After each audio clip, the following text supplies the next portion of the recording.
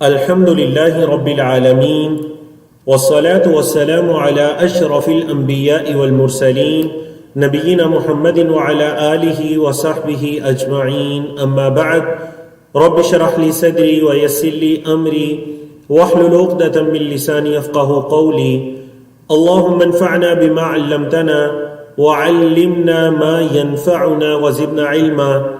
ہم understand Quran beginning to end, شروع سے لے کر آخر تک، اس کے لیول 1 میں سبق نمبر 4 سورۃ البقرہ آیت نمبر 102 سے لے کر 141 تک آج کے لیسن میں انشاءاللہ پڑھیں گے. کورس کے مقاصد آپ کے علم میں ہے، ہم نے پہلے 2 دن اس کو دہرائے، آپ لوگ دیکھ سکتے ہیں. کل ہم نے آیت نمبر 101 پر اپنی کلاس مکمل کی تھی. آج ہم آیت نمبر 102 سے آغاز کرتے ہیں، جس میں حضرت سلیمان علیہ السلام اور ان کی قوم کا ان کے ساتھ رویہ کیسا رہا. ان کو آزمایا گیا، فرشتے بھیج کر جادو کے ذریعے آزمایا گیا، اور وہ اس آزمائش کے اندر فیل ہو گئے، اس آزمائش کے اندر مبتلا ہو گئے. جادو کا سیکھنا اور سکھانا یہ کفر ہے، اور دنیا اور آخرت میں جادو کا نتیجہ کیا ہے؟ ایمان و تقوی اللہ ہی کی طرف سے، اور اس کا اجر، یہ اجر کا باعث ہے. یہود کی ایک اور گستاخی بتائی جائے گی، اور کفار و مشرکین کی مسلمانوں سے دشمنی اور ان کا حسد و بغض. تو آج کے ہمارے پہلے ٹاپک کی طرف چلتے ہیں، جو کہ ایک آیت پر مشتمل ہے. ایک آیت ہے لیکن کچھ تفصیلی ہے. آیت نمبر 102 ہے، جس میں حضرت سلیمان علیہ السلام اور ان کی قوم اور شیاطین اور جادو کے بارے میں، اور یہ اللہ کی طرف سے ایک آزمائش تھی، ایک فتنہ تھا، اس کے بارے میں گفتگو کی جائے گی. اعوذ باللہ من الشیطان الرجیم. پہلے لفظی اور سلیس ترجمہ سن لیجئے، اس کے بعد پھر ہم مختصر تفسیر کی طرف آتے ہیں. وَاتَّبَعُوا، اور انہوں نے پیروی کی، یعنی بنی اسرائیل نے، ما، اس چیز کی جو، ما کا یہ مطلب جو، اس چیز کی جو تتلو الشیاطین، شیاطین تلاوت کرتے تھے یا پڑھتے تھے، علی ملک سلیمان، سلیمان علیہ السلام کی بادشاہت میں، یعنی ان کے ملک میں، ان کی بادشاہت میں جو شیاطین پڑھا کرتے تھے انہوں نے اس کی پیروی کی. وما کفر سلیمان، سلیمان علیہ السلام نے کفر نہیں کیا. ولکن الشیاطین، اور لیکن شیاطین نے کفروا، کفر کیا. یعلمون الناس، وہ سکھاتے تھے، یعنی شیاطین، الناس، لوگوں کو، السحر، جادو. وما، اور جو، انزل، نازل کیا گیا، علی الملکین، 2 فرشتوں پر، ببابل، بابل نامی جگہ، ہاروت و ماروت، وہ 2 فرشتے ہاروت اور ماروت تھے. وما یعلمانی من احد، وما یعلمانی، اور وہ 2 فرشتے نہیں سکھاتے تھے، من احد، کسی کو بھی، حتی، یہاں تک کہ، یقولا، وہ دونوں کہیں، انما، بس، نحن، ہم، فتنۃ، فتنہ ہے. وہ دونوں فرشتے کسی کو نہیں سکھاتے تھے مگر یہ کہتے تھے کہ ہم فتنہ ہیں. فلا تکفر، لہذا آپ کفر مت کیجئے.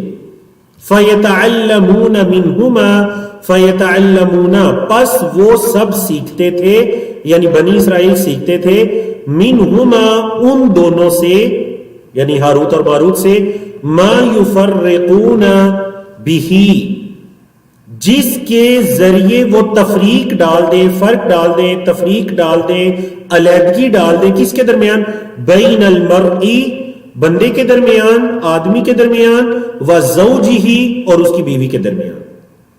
وما ہم، اور نہیں ہے وہ، بضارین، نقصان پہنچانے والے، بہ، اس کے ساتھ، من احد، کسی ایک کو بھی، الا، مگر، باذن اللہ، اللہ کے حکم سے. ویتعلمون، اور وہ سب سیکھتے تھے، ما، جو، یضرہم، ان کو نقصان دے، ولا ینفعہم، اور انہیں نفع نہ دے.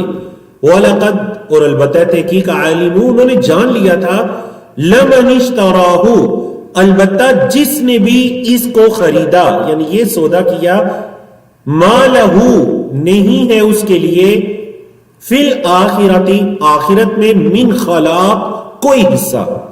انہوں نے اس چیز کو اچھی طرح جان لیا تھا کہ جس نے یہ کام کیا، جس نے یہ سودا کیا، آخرت میں اس کے لیے کوئی حصہ نہیں ہے. وَلَبِئْسَ مَا شَرَوْا بِهِ أَنفُسَهُمْ وَلَبِئْسَ اور کتنا ہی برا ہے، کل بھی یہ لفظ گزرا تھا بئس، اور کتنا ہی برا ہے مَا شَرَوْا بِهِ أَنفُسَهُمْ جس کے ساتھ انہوں نے اپنی جانوں کا سودا کیا یا اپنی جانوں کو بیچ ڈالا. کتنی بری چیز تھی یہ. لو کانو، لو کاش کے لیے آتا ہے، کاش کے کانو یعلمون وہ جان سکتے، کاش کے وہ جانتے کہ یہ کتنا برا انہوں نے سودا کیا ہے. تو یہ جو آیت کریمہ ہے، اس آیت کریمہ کے بارے میں بڑی جامع ترین آیت ہے جادو کے بارے میں. سب سے پہلے تو یہ جان لیجئے کہ جادو کا سیکھنا سکھانا کفر ہے. کہاں سے پتا چلا؟ دوسری سطر دیکھیے، وَلَكِنَّ الشَّيَاطِينَ كَفَرُوا شیاطین نے کفر کیا. کیسے کفر کیا؟ يُعَلِّمُونَ النَّاسَ السِّحْرَ وہ لوگوں کو جادو سکھاتے تھے. تو جادو سکھا کر انہوں نے کیا کیا؟ کفر کیا. تو جادو کا سیکھنا اور جادو کا سکھانا یہ کفریہ عمل ہے. ایک تو یہ چیز پتا چلی. دوسری چیز دیکھیں، پہلی لائن کا آخر دیکھیں، وَمَا كَفَرَ سُلَيْمَانُ. بات اس طرح ہوئی کہ سلیمان علیہ السلام کے زمانے میں جب جادو بہت زیادہ عام ہو گیا تو انہوں نے تمام جادو کی یہ جو جادوئی کتابیں تھیں وہ ٹونے اور وہ ساری چیزوں کو جمع کیا، اور جمع کرنے کے بعد انہیں اپنے محل میں ایک جگہ پر دفن کر دیا، ان کے تخت کے قریب انہیں دفن کر دیا. اب ہوتا اس طرح ہے کہ حضرت سلیمان علیہ السلام جب فوت ہو جاتے ہیں تو جادوگروں نے جادو کے ذریعے سے پتہ چلوایا ہماری وہ کتابیں جو حضرت سلیمان نے جادو کی روک تھام کے لیے، وہ بادشاہ تھے، حاکم تھے، انہوں نے ان سب کو تلف کر لیا تھا. کہاں ہیں وہ کتابیں؟ تو پتہ چلا کہ وہ ان کے محل کے فلاں جگہ پر ہیں. ان کتابوں کو نکالا گیا، اور نعوذ باللہ ان جادوگروں نے یہ چیز عام کر دی کہ دیکھو جو حضرت سلیمان علیہ السلام کو اتنی قوت تھی وہ اصل میں اس جادو کے بل بوتے پر تھی. نعوذ باللہ ان کے بارے میں یہ بہتان عام کر دیا. تو اللہ نے فرمایا کہ وما کفر سلیمان، یہ جو ایسی باتیں ہیں نا، حضرت سلیمان علیہ السلام نے کفر نہیں کیا تھا، کفر تو شیاطین نے کیا تھا جادو کو سیکھ کر اور سکھا کر. نمبر 1 آپ دیکھیں یہ جو فرشتے تھے یہ بعض چیزیں انسان کی آزمائش کے لیے ہوتی ہیں، تو یہ فرشتے بھی اللہ کی طرف سے انسانوں کی آزمائش کے لیے تھے. اور دیکھیں یہ کیسی آزمائش ہے کہ فرشتے خود سے بتلایا بھی کرتے تھے کہ ہم آزمائش ہیں. جب ان سے کوئی سیکھنے آتا تو وہ بتاتے کہ ہم فتنہ ہیں. فتنے کا مطلب، فتنے کا لفظی مطلب آزمائش بھی ہوتا ہے، فتنے کے مزید معنی بھی ہیں، ایک اس کا مطلب آزمائش بھی ہوتا ہے. تو وہ فرشتے بتایا کرتے تھے کہ ہم آزمائش ہیں. فلا تکفر، کفر مت کرو. اس سے بھی پتا چلا کہ جادو کا سیکھنا کیا ہے؟ کفر ہے. اور سکھانا جیسے کہ دوسری لائن سے پتا چلا یعلمون الناس السحر، تو جادو کا سیکھنا اور جادو کا سکھانا یہ کیا ہے؟ کفر. چوتھی چیز اس آیت کے اندر وما هم بضارین به من احد الا باذن اللہ، جادو بھی اللہ کے حکم کے بغیر نقصان نہیں پہنچا سکتا. انسان کا یہ یقین ہونا چاہیے. دیکھیں اس زمانے کے اندر نفسیاتی مرض اس حد تک بھی بڑھ جاتا ہے کہ بعض بندے یہ سمجھنا شروع ہو جاتے ہیں کہ مجھ پر یہ جادو ہے. ٹھیک ہے، پہلی تو بات ہے کہ یہ اکثر نفسیاتی مسئلہ ہوتا ہے. اگر ہے بھی تو یہ یقین رکھو کہ اللہ کے حکم کے بغیر کچھ بھی نہیں ہو سکتا. اگر وہ ایک کفریہ عمل کو آپ کو نقصان پہنچانے کے لیے اس طریقے کو اختیار کر سکتے ہیں تو کیا آپ قرآن و حدیث سے ثابت طریقے کو استعمال نہیں کر سکتے؟ جو اللہ کے رسول صلی اللہ علیہ وسلم نے ہمیں دعائیں سکھلائی ہیں، صبح شام کے ذکر و اذکار ہے، آخری 2 صورتیں ہیں، رات کو اپنے جسم پر پڑھ کر پھونک کر سنے، یہ تمام طریقے ہیں. کیا ہم ان جائز طریقوں کو اس کے لیے استعمال نہیں کر سکتے؟ تو جب انسان یاد رکھے، کل بھی ہم نے بتایا تھا کہ وحی اور ہدایت سے جتنا دور ہوتا چلا جاتا ہے وہ گمراہی کے، شرک و بدعت کے اتنا قریب ہوتا چلا جاتا ہے. تو ایک مومن کا یہ ایمان اور یقین ہونا چاہیے کہ جادو ہے، نظر بد ہے، کچھ بھی ہے، اللہ کے حکم کے بغیر کوئی چیز اثر نہیں کر سکتی. تو کیوں نہ میں اسی اللہ سے مدد مانگوں کہ اللہ اس آزمائش سے مجھے نکال دے. اور دنیا کے اندر تو یہ ہے کہ جادوگر اللہ کے حکم کے بغیر کسی کو نقصان نہیں پہنچا سکتے. اور آخرت کے لیے کیا ہے؟ میں نے کہا تھا اکثر دنیاوی اور آخرت دونوں سزائیں بیان ہوتی ہیں. تو دنیاوی سزا یہ کہ وہ کوئی نقصان نہیں پہنچا سکتے اللہ کے حکم کے بغیر، اور وہ چیز سیکھا کرتے تھے ما یضرہم جو ان کو نقصان دے ولا ینفعہم اور انہیں فائدہ نہ دے، اور جو دوسری چیز اخروی سزا آخرت کی سزا کہ آخرت میں ان کا کوئی حصہ نہیں ہے۔ وَلَقَدْ عَلِمُوا لَمَنِ اشْتَرَاهُ مَا لَهُ فِي الْآخِرَةِ مِنْ خَلَاقٍ، خلاق کا مطلب کوئی حصہ۔ دوسرے ٹاپک کی طرف چلتے ہیں، اور وہ ہے کہ ایمان و تقوی اللہ ہی کی طرف سے اور اس کا اجر و ثواب بھی اللہ کی طرف سے ہے۔ جی وَلَوْ أَنَّهُمْ آمَنُوا، اور اگر یہ کہ وہ آمنو ایمان لاتے، اگر وہ ایمان لاتے، وَاتَّقَوْا اور ڈر جاتے، فعل ماضی ہے آمنو وَاتَّقَوْا لیکن لو کے ساتھ آ رہا ہے، کاش کہ یا اگر وہ ایمان لاتے اور ڈر جاتے تو کیا ہوتا؟ لَمَثُوبَةٌ مِّنْ عِنْدِ اللَّهِ خَيْرٌ، لَمَثُوبہ کا مطلب کیا ہے؟ البتہ اجر ہوتا، لام تاکید کے لیے البتہ اجر ہوتا، من عند اللہ اللہ کے پاس سے خیر بہتر، لو کانوا یعلمون کاش کہ وہ اس چیز کو جانتے، کاش کہ وہ اس چیز کو جانتے کہ ایمان اور تقوی یہ اللہ کی طرف سے اجر کا باعث ہے۔ ایمان لانا، صرف ایمان لانا کافی نہیں، کل بھی بتایا گیا تھا ایمان کے ساتھ عمل صالح، اور اس عمل صالح کی بنیاد کس پر ہونی چاہیے؟ تقوی، اس عمل صالح کی بنیاد تقوی پر ہونی چاہیے۔ جی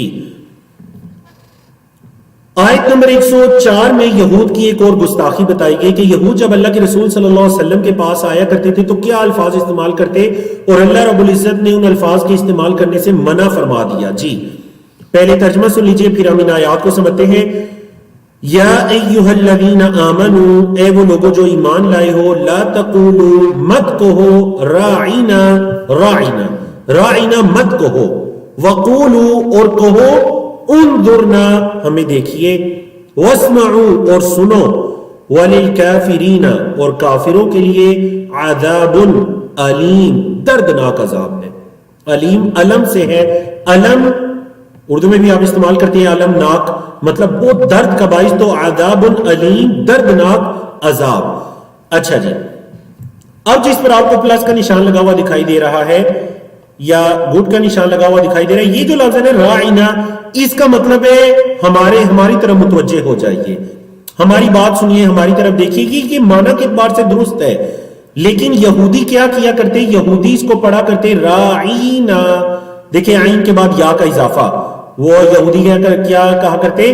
راعینا۔ اچھا اگر عین کے بعد ہم یا کا اضافہ کر لیں راعینا تو اس کا مطلب ہو جاتا ہے ہمارے چرواہے، ہمارے چرواہے، اور اگر اس کو تنوین کے ساتھ پڑھا جائے راعینن، راعینن تو اس کا مطلب ہو جاتا ہے بیوقوف یا احمق۔ تو یہودی اس قدر مکار قوم کہ اللہ کے رسول صلی اللہ علیہ وسلم کو جب مخاطب کرنا ہوتا تو وہ کیا کہا کرتے؟ وہ راعینا یا پھر راعینن کہا کرتے، حالانکہ درست الفاظ تھے راعینا، لیکن ان کے اندر شبہ تھا ان کو بگاڑنے کا، تو اللہ رب العزت کی طرف سے یہ وحی نازل ہو جاتی ہے کہ اے ایمان والو یہ الفاظ مت کہو راعینا، یہ الفاظ مت کہو، بلکہ تم انظرنا کہہ لیا کرو کہ اللہ کے رسول صلی اللہ علیہ وسلم ہماری طرف دیکھیے، ہماری طرف متوجہ ہو جائیے۔ تو صحیح الفاظ کے اندر بھی جب گستاخی کا ایک عنصر پیدا ہو رہا تھا تو ان کے بولنے سے بھی منع کر دیا گیا۔ بالکل اسی طرح یہود جب سلام کیا کرتے مسلمانوں کو تو کیا کہا کرتے؟ السلام علیکم، السلام علیکم۔ سام کا کیا مطلب ہوتا ہے؟ ہلاکت۔ اگر آپ لام کے بغیر پڑھ رہے ہیں، آپ بھی اپنی اصلاح کیجئے، اگر آپ بغیر لام کے پڑھتے ہیں نا السلام علیکم تو نعوذ باللہ اس کا مطلب ہے تم پر ہلاکت ہو، بربادی ہو، لیکن لام کے ساتھ اگر پڑھیں گے السلام علیکم تو اس کا مطلب ہے تم پر سلامتی ہو۔ تو یہود یہاں پر بھی آ کر الفاظ کو تبدیل کرنے کی کوشش کہا کرتے۔ ایک مرتبہ اللہ کے رسول صلی اللہ علیہ وسلم کو بھی جب ایک شخص نے کہا تو حضرت عائشہ نے جواب دیا بلکہ تم پر ہلاکت ہو اور تم پر لعنت ہو۔ تو اللہ کے رسول صلی اللہ علیہ وسلم نے فرمایا عائشہ کیا تم نے سنا نہیں کہ میں نے انہیں کیا کہا تھا؟ اللہ کے رسول صلی اللہ علیہ وسلم نے انہیں جواباً کہا وعلیکم، اور تم پر بھی، جس کی دعا تم ہمارے لیے کر رہے ہو وہ تم پر بھی ہو۔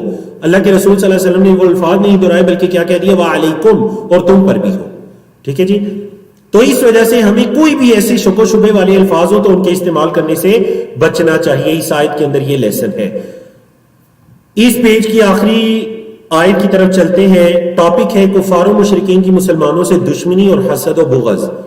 ما یودو نہیں چاہتے، ود سے ہے، ود کا مطلب محبت کرنا چاہنا، نہیں چاہتے نہیں پسند کرتے الذین وہ لوگ جو کفروا جنہوں نے کفر کیا، یعنی کافر نہیں چاہتے، من اہل الکتاب اہل کتاب میں سے، اہل کتاب میں سے جن لوگوں نے کفر کیا وہ نہیں چاہتے، ولل مشرکین اور نہ ہی مشرکین، اچھا کیا نہیں چاہتے، ان یہ کہ ینزل نازل کی جائے علیکم تم پر، من خیرین کوئی خیر، وہ نہیں چاہتے کہ تم پر کوئی خیر نازل کی جائے، من ربکم تمہارے رب کی طرف سے، واللہ اور اللہ یختص خاص کر لیتا ہے برحمتہ اپنی رحمت کے ساتھ، من یشاء جس کو چاہتا ہے، اللہ جس کو چاہتا ہے اپنی رحمت کے ساتھ خاص کر لیتا ہے، واللہ اور اللہ ذو الفضل العظیم اللہ جو ہے وہ عظیم فضل والا ہے،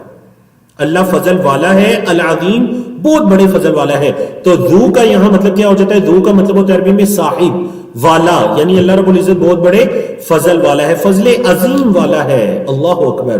تو ان آیات سے بھی یہ پتہ چلتا ہے، جو پہلے بھی اس مضمون کی آیت گزر چکی ہیں، کہ کفار یا مشرکین یہ نہیں چاہتے کہ مسلمانوں کو کوئی خیر ملے، چاہے وہ جنگ کے اندر فتح ہو، چاہے وہ کسی کا دین اسلام کے اندر داخل ہونا ہو، چاہے وہ اللہ رب العزت کی طرف سے وحی کا نازل ہونا ہو، کوئی بھی خیر اہل کتاب کے کفار اور مشرکین یہ نہیں چاہتے کہ مسلمانوں کو کوئی خیر ملے۔ تو مسلمانوں کو یہ تنبیہ کی جا رہی ہے کہ وہ نہیں چاہتے، اور یہ اس دور کے اندر بھی اور اس دور کے اندر بھی، کہ کبھی بھی کفار یہ نہیں چاہتے کہ مسلمانوں کو کوئی خیر ملے، لیکن اللہ جس کو چاہتا ہے اپنی رحمت کے ساتھ خاص کرتا ہے، اور اللہ بہت بڑے فضل والا ہے۔ جی تو پیج نمبر 16 کو مکمل کرنے کے بعد پیج نمبر 17 کی طرف جاتے ہیں، جس میں آیت نمبر 106 سے لے کر 112 ان 6-7 آیات کا احاطہ کیا گیا ہے۔ اس کے موضوعات بھی آپ دیکھ لیجئے، ون بائی ون ہم چلتے ہیں موضوعات کی طرف۔ سب سے پہلا جو موضوع ہے اس پیج کا وہ یہ ہے کہ نسخ و نسیان اللہ کی طرف سے ہے، اور اس کی حکمت یہود کی نسخ کے معاملے میں اسلام کی مخالفت، حسد اور بغض پر مبنی ہے۔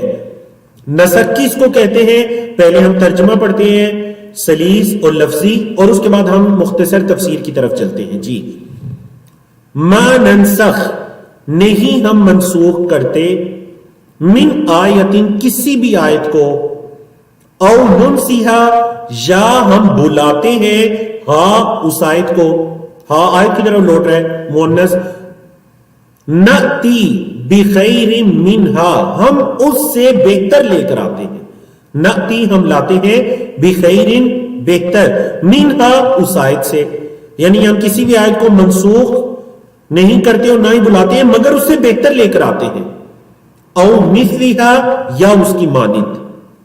علم تعلم کیا آپ نے نہیں جانا، لم فعل مضارع کو ماضی کے معنی میں اور منفی کے معنی میں کنورٹ کرتا ہے، یہاں پر استفہام بھی ہے، علم تعلم کیا آپ نے نہیں جانا، ان اللہ کہ اللہ علی کل شیء قدیر ہر چیز پر قادر ہے، علم تعلم کیا آپ نے نہیں جانا، ان اللہ کہ اللہ لہو ملک السماوات والارض اس کے لیے آسمانوں اور زمین کی بادشاہت ہے، وما لکم اور نہیں ہے تمہارے لیے، من دون اللہ اللہ کے علاوہ، من ولی کوئی دوست، کوئی ولی، ولا نصیر اور نہ مددگار، کیا تم نے نہیں جانا کہ اللہ کے علاوہ تمہارے لیے کوئی ولی یا مددگار نہیں ہے۔ جی اب دیکھیں نسخ کس کو کہتے ہیں، باقاعدہ اسلامک علوم کے اندر ایک باقاعدہ قرآن مجید کی تفسیر کے ٹاپکس میں سے ایک باقاعدہ ٹاپک ہے نسخ، یا پھر آیات کا ناسخ اور منسوخ ہونا۔ دیکھیں بعض اوقات ایک حکم بعض وقت کے لیے ہوتا ہے، پھر بعد میں اس کو منسوخ کر دیا جاتا ہے، جیسے کہ اللہ کے رسول صلی اللہ علیہ وسلم نے فرمایا کہ میں نے تمہیں قبروں کی زیارت کرنے سے منع کیا تھا، اب یہ جو قبروں کی زیارت سے منع کرنے کا حکم ہے یہ منسوخ ہو چکا ہے۔ پھر اللہ کے رسول صلی اللہ علیہ وسلم نے فرمایا اب میں حکم دیتا ہوں کہ قبروں کی زیارت کرو، کیونکہ قبروں کی زیارت کرنا تمہیں آخرت یاد کروائے گا۔ اب وہ جو منع تھا وہ منسوخ ہو چکا۔ اچھا ناسخ کیا ہے، زیارت کرنا، ٹھیک ہے، تو جو بعد والا ہوتا ہے اس کو ہم کیا کہتے ہیں، ناسخ، جو پہلے ختم ہو چکا ہوتا ہے اس کو ہم کہتے ہیں منسوخ۔ تو قرآن مجید کے اندر کئی ایک مقامات پر یہ نسخ یا ناسخ اور منسوخ بعض آیات ہیں کہ پہلے کوئی آیات تھی پھر ان کو منسوخ کر دیا گیا. اب یہودیوں کے لیے یہ چیز بڑی گراں گزری. انہوں نے کہا یہ دیکھو یہ مسلمانوں کی شریعت میں کیا ہو رہا ہے, کل ایک حکم تھا آج یہ حکم ہے. پہلے یہ بیت المقدس کی طرف منہ کر کے نماز پڑھتے تھے, اب یہ بیت اللہ کی طرف منہ کر کے نماز پڑھ رہے ہیں. تو مسلمانوں کو یہ تنبیہ کی گئی کہ یہ چیز تم پر گراں نہیں گزرنی چاہیے, یہ چیز تمہارے ذہنوں میں کوئی اعتراض نعوذ باللہ پیدا نہ کرے. اگر ہم کسی آیت کو منسوخ کرتے ہیں یا پھر اسے بلا دیتے ہیں تو ہم اس سے بہتر یا اسی جیسی آیت لے کر آتے ہیں یا اسی جیسا حکم لے کر آتے ہیں. اور انشاءاللہ یہ جو مسئلہ ہے اس کی تفصیل کل کے سیشن میں آئے گی جب ہم دوسرا پارہ سٹارٹ کریں گے اور وہاں پر قبلے کی تحویل کی بات ہوگی کہ بیت المقدس سے بیت اللہ قبلہ مقرر کیا گیا, تو وہاں پر انشاءاللہ اس کی باقی تفصیل آئے گی. جی بہت زیادہ سوالات کرنے سے منع کر دیا گیا, مسلمانوں کو بھی منع کر دیا گیا. ام تریدون, یا تم چاہتے ہو, ان تسألو, کہ تم سوال کرو, رسولکم, اپنے رسول سے, کما سئل موسیٰ, جیسے سوال کیے گئے موسیٰ علیہ السلام سے, من قبل, اس سے پہلے. فرمایا وَمَن يَتَبَدَّلِ الْكُفْرَ بِالْإِيمَانِ, اور جو ایمان کے بدلے کفر کو بدل ڈالے, ایمان سے کفر کو بدل ڈالے, کیا ہے, فقط ضل, وہ گمراہ ہو گیا یا وہ گم ہو گیا, سواء السبیل, سیدھے راستے سے. سوا کا کیا مطلب ہے, سیدھا, السبیل راستہ, ضل کا لفظی مطلب ہوتا ہے گم ہونا, گم ہو جانا, بٹک جانا.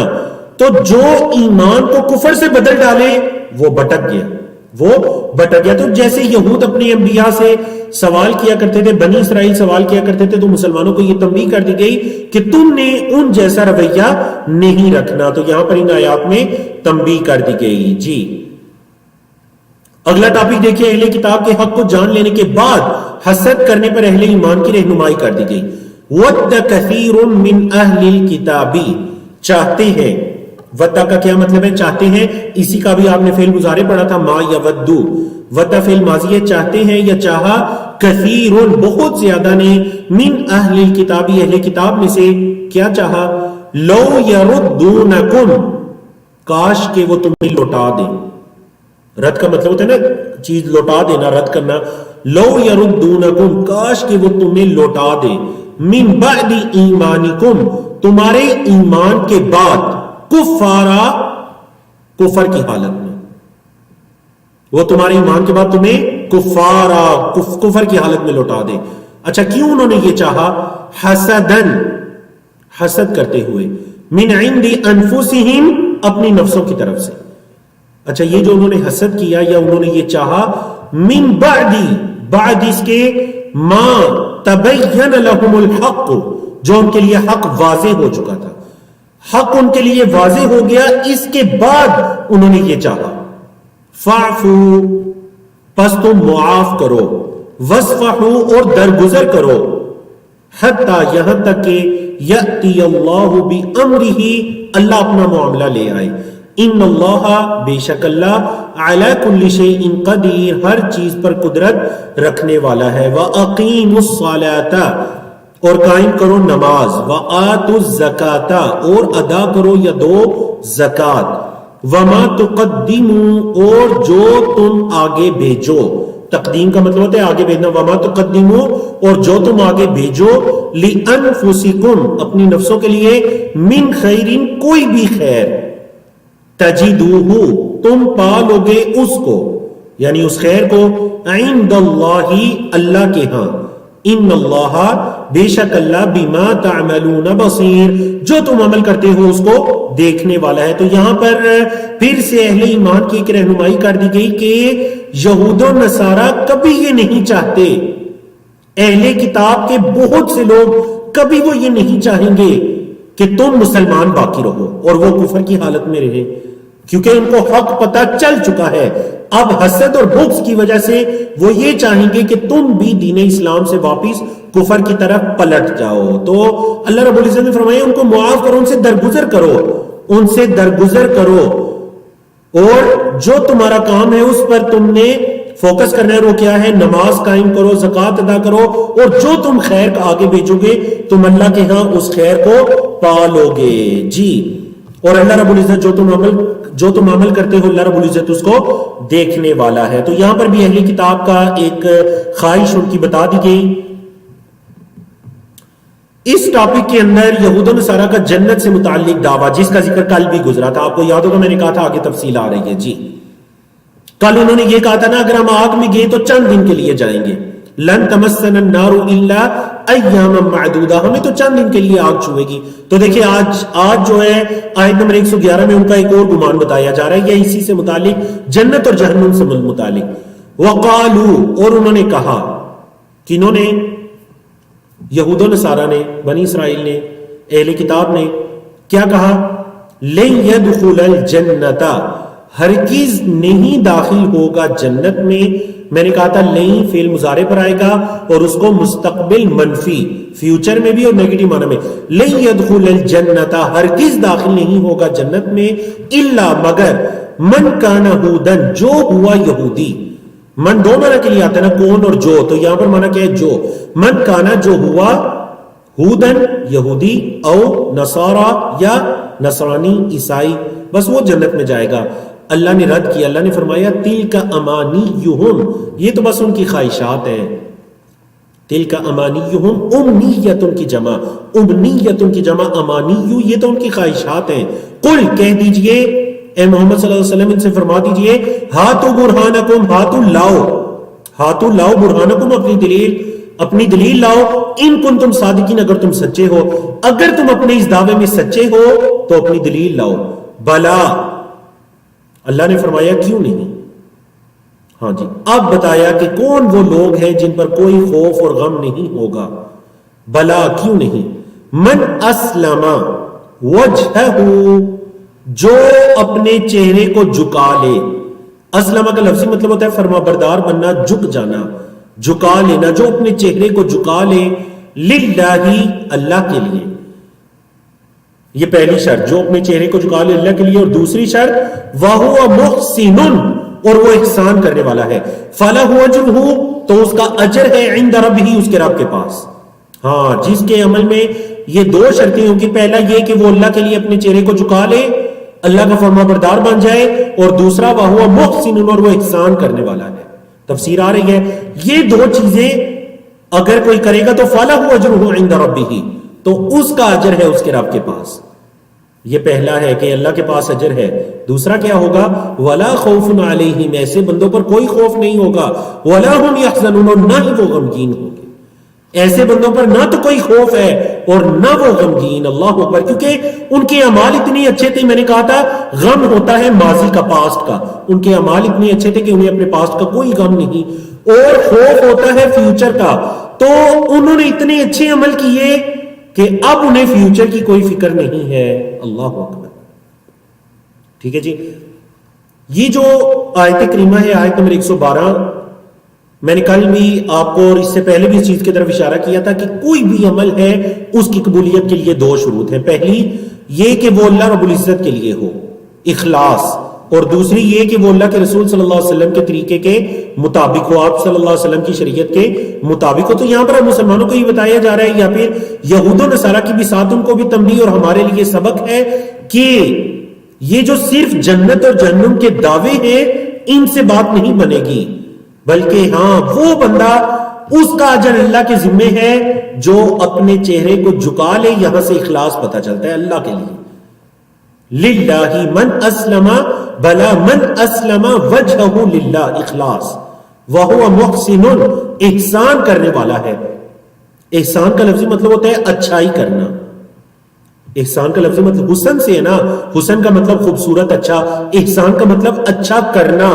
تو آپ اپنے عمل کو کیسے اچھا کر سکتے ہیں؟ اللہ کے رسول صلی اللہ علیہ وسلم کی اتباع کر کے۔ جتنا آپ اللہ کے رسول صلی اللہ علیہ وسلم کی اتباع میں، آپ صلی اللہ علیہ وسلم کی اطاعت کے اندر پختہ ہے، اتنا آپ کا عمل اچھا ہے۔ تو یہ دو شروط ہیں اللہ کے ہاں اجر کی اور اس فضیلت کی کہ نہ کوئی غم نہ کوئی خوف، اخلاص اور محسن مطلب اپنے عمل کو سنت کے ذریعے اللہ کے رسول صلی اللہ علیہ وسلم کے طریقے کے ذریعے اچھا کرنا. جی سوال ہے کہ وصفحو تو وصفحو کا مطلب ہے درگزر. فاعفو معاف کرو, وصفحو اور درگزر کرو. تو اللہ رب العزت کی توفیق سے ہم نے 17 نمبر پیج مکمل کیا. پیج نمبر 18 کی طرف چلتے ہیں. پیج نمبر 18 کے اندر بھی بڑے خوبصورت موضوعات ہیں یہود و نصارہ کے تعلق سے. ہمارے لیے تنبیہ ہے, ان کا ذکر چل رہا ہے, ان کے موضوعات چل رہے ہیں. امت محمدیہ سے پہلے بنی اسرائیل تھے, ان کے پاس ہدایت تھی. اللہ رب العزت نے یہ ہدایت کا فریضہ امت محمدیہ کو سونپ دیا. کل کے سیشن میں انشاءاللہ وہ آیت بھی آئے گی 143 جس کے اندر اس بارے میں پیغام ہے. کل انشاءاللہ اس کے بارے میں بھی تفصیل آئے گی. ابھی یہ جان لیجیے کہ اس پیج کے اندر ہم ان 4 ٹاپکس کو پڑھنے جا رہے ہیں اور یہ پیج 113 سے لے کر 119 تک پر مشتمل ہے. جی سب سے پہلا موضوع ہے کہ یہود و نصارہ کا آپس میں کیسا اختلاف تھا. اچھا مسلمانوں کے خلاف تو چلیں یہ ان کی خواہشات تھیں, مسلمانوں کو نقصان پہنچے, کوئی خیر نہ پہنچے, مسلمان واپس کفر کی طرف لوٹ جائیں. تو آپس میں اللہ رب العزت نے بتایا کہ آپس میں ان کا کیسا تعلق تھا.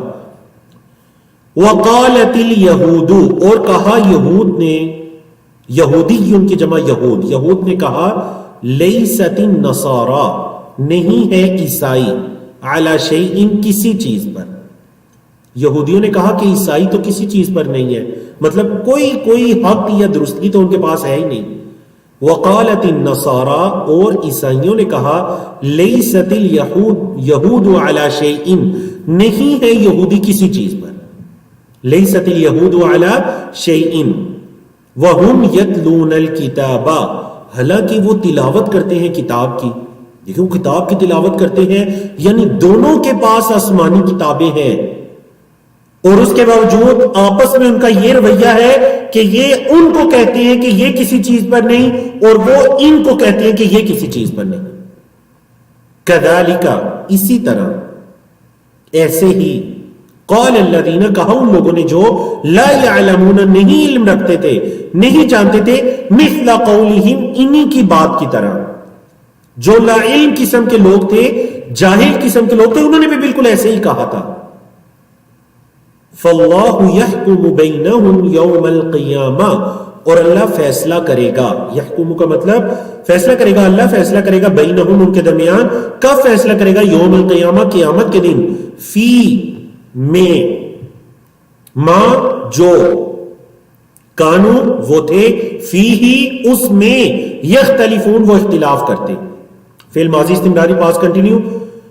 جس چیز میں وہ اختلاف کیا کرتے تھے اللہ اس میں ان کے درمیان قیامت کے دن فیصلہ کرے گا. یحکم اللہ فیصلہ کرے گا. اللہ اکبر. تو دیکھ لیجئے وہی جو سورۃ الفاتحہ کے اندر آیا تھا مالک یوم الدین, وہ مضمون قرآن مجید میں کہیں ایک مقام پر دہرایا جا رہا ہے کہ وہ قیامت کے دن کا مالک ہے. جو مالک ہے اسی کو زیب دیتا ہے کہ وہ فیصلہ بھی کرے.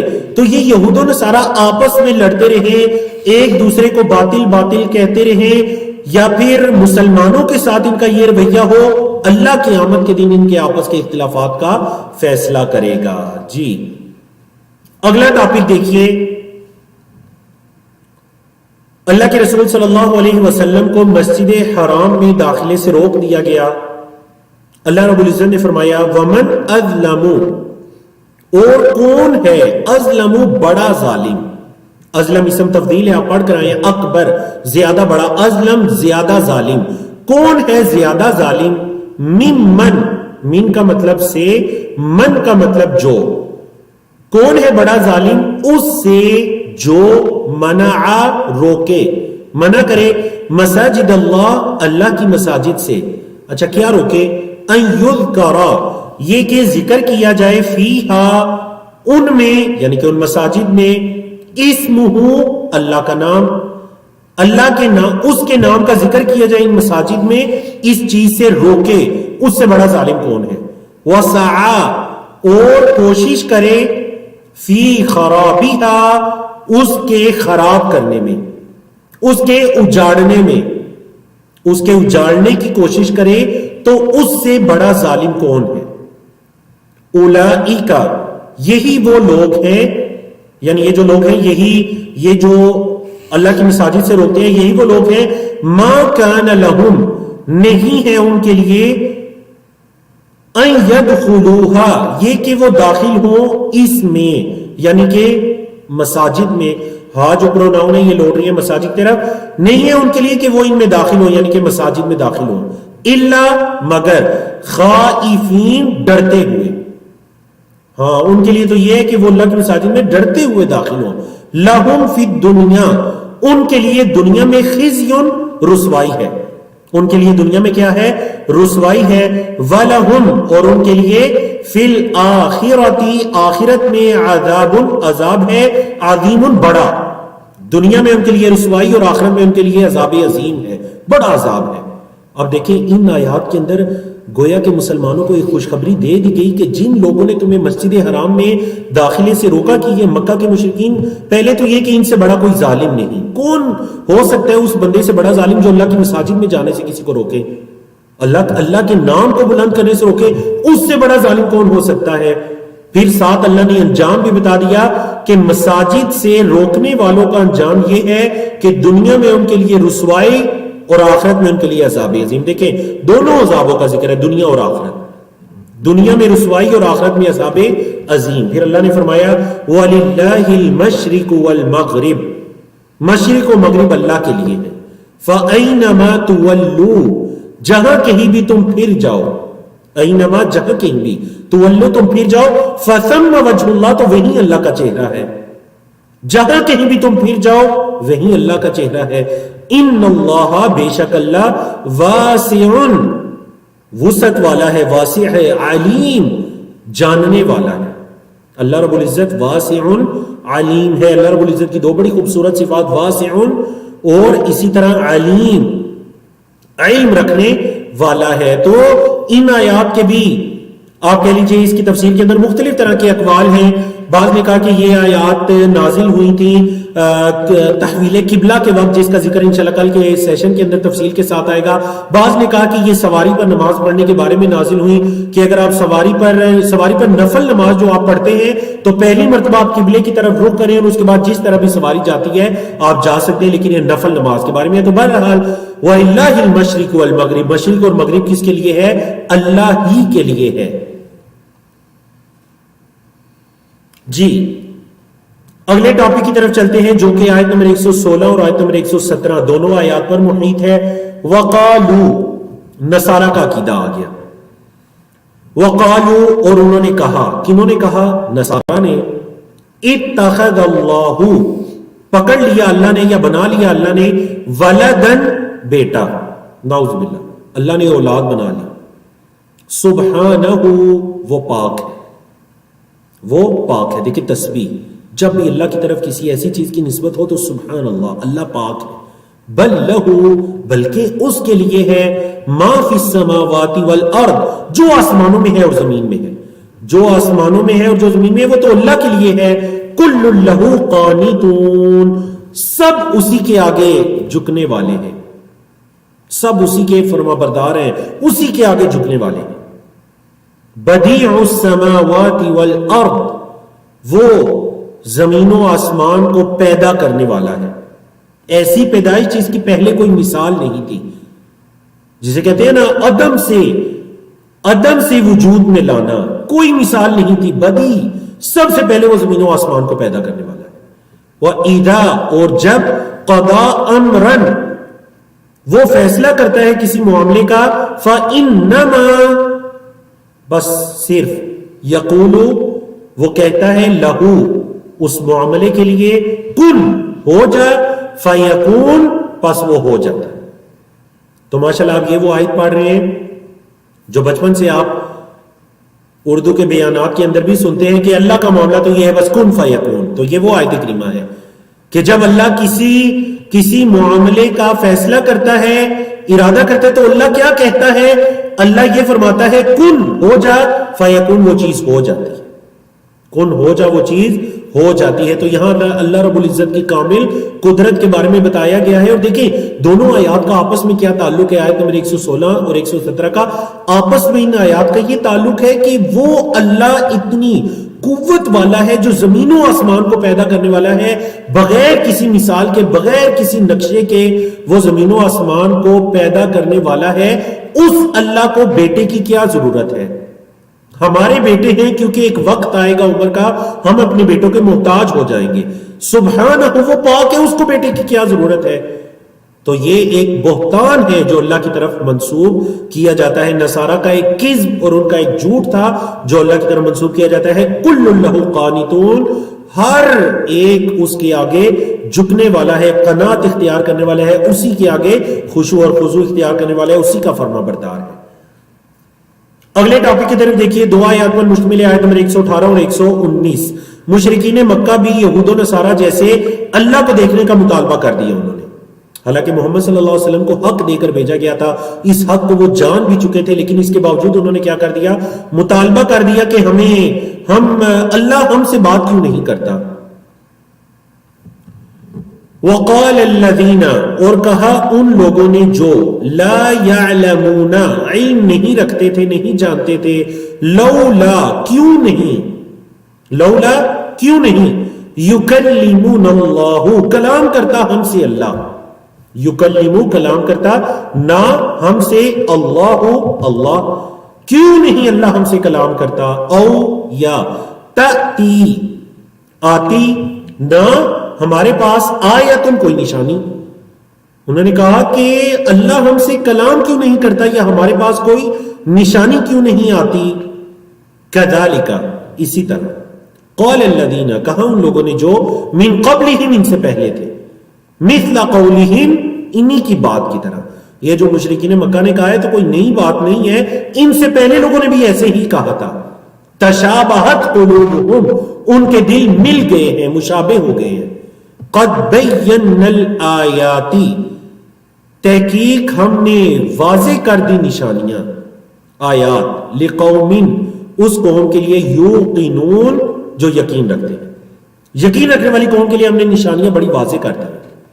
انا، بے شک ہم نے، ارسلناک، ہم نے بھیجا آپ کو، بالحق، حق کے ساتھ، بشیرن، خوشخبری دینے والا، ونذیرن، اور ڈرانے والا، ولا تسألو، اور نہیں آپ سے سوال کیا جائے گا، فعل مجہول پیسیو وائز، نہیں آپ سے سوال کیا جائے گا، عن اصحاب الجحیم، جہنم والوں کے بارے میں. جہنم کے ناموں میں سے ایک نام الجحیم، تو جہنم والوں کے بارے میں آپ سے تو سوال نہیں کیا جائے گا.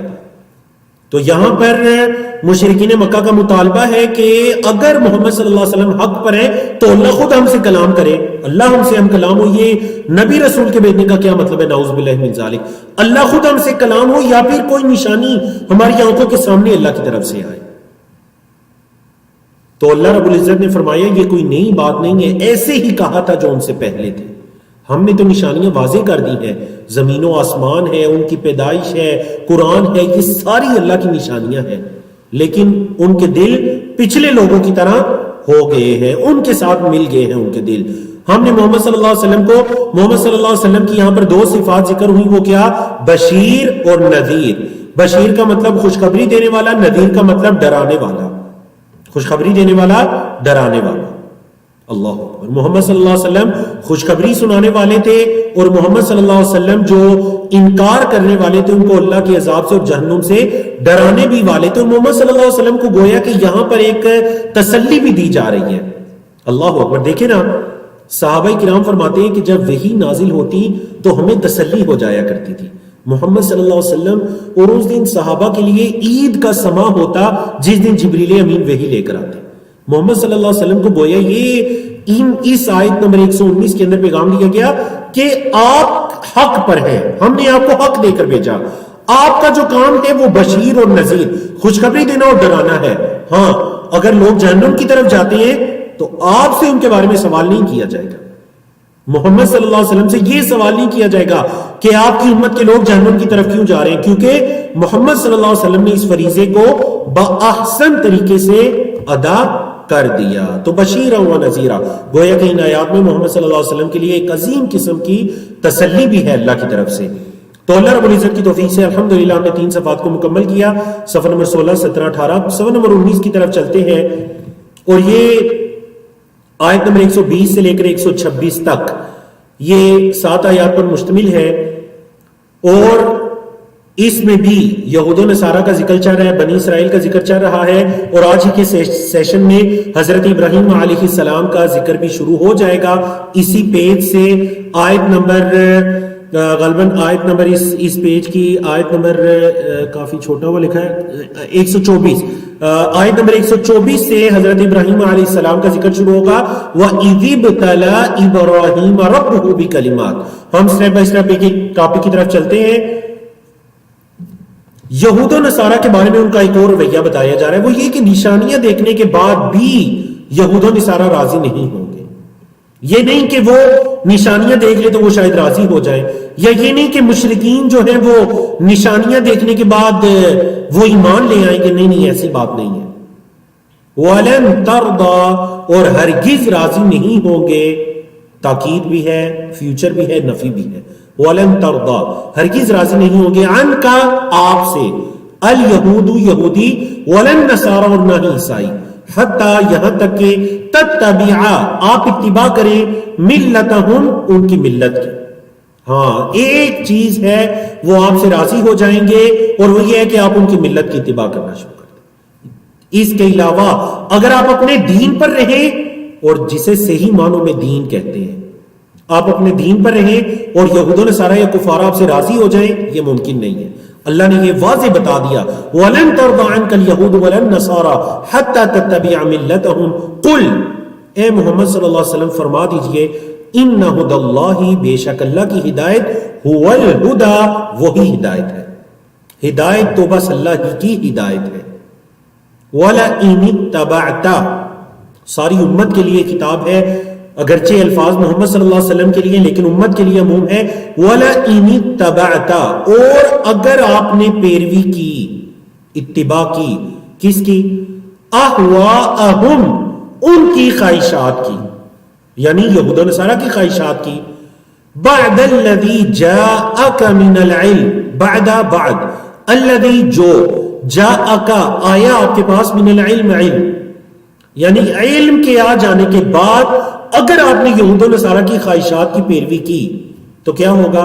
ما لکا، ما نہیں ہوگا، لکا، آپ کے لیے، من اللہ، اللہ کی طرف سے، من ولی، کوئی ولی، کوئی دوست، ولا نصیر، اور نہ مددگار۔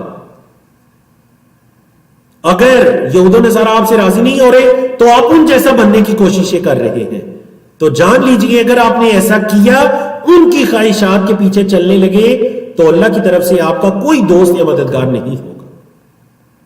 اللہ نے فرمایا، الذین آتیناہم الکتاب، وہ لوگ جن کو ہم نے دی، الذین، وہ لوگ جو، آتینا، ہم نے دی، ہم، ان کو، الکتاب، کتاب، یتلونہ، وہ تلاوت کرتے ہیں اس کی، یعنی کتاب کی، کیسے تلاوت کرتے ہیں؟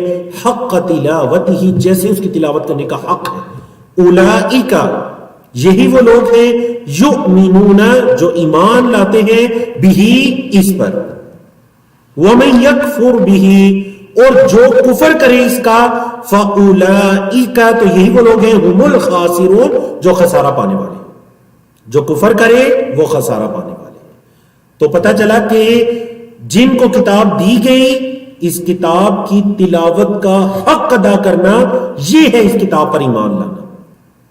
اور محترم سامعین سامعات، جان لیجئے کہ تلاوت کا حق ادا صرف قرآن مجید کے حروف کو پڑھ لینے سے حق ادا نہیں ہوگا، بلکہ اس کو سمجھنا، تدبر کرنا، غور و فکر کرنا اور اس پر عمل کرنا، یہ ہے تلاوت کا حق، یہ ہے تلاوت کا حق ادا۔ ہاں، جو اس طرح سے قرآن پر چلتا ہے، یہ ہے کیا فرمایا؟ اولئک یؤمنون بہ، یہ ہے جو قرآن پر ایمان لاتے ہیں، یہ ہے جو کتاب پر ایمان لاتے ہیں۔ اللہ اکبر۔ اگلا ٹاپک دیکھیے، بنی اسرائیل کو پھر سے نعمتوں کی یاد دہانی کروا دی گئی۔ اب دیکھیں یہ ٹاپک ہم نے کہاں پر، آپ کو یاد ہوگا نا، ہم نے بنی اسرائیل کے بارے میں گفتگو چھٹے پیج سے شروع کی تھی، اور یہ پیج نمبر 19 آ گیا ہے بنی اسرائیل کے بارے میں گفتگو، کتنی تفصیلی۔ اب یہاں پر وہ گفتگو کلوز ہونے جا رہی ہے، تو دوبارہ سے ان کو یاد دہانی کروائی جا رہی ہے۔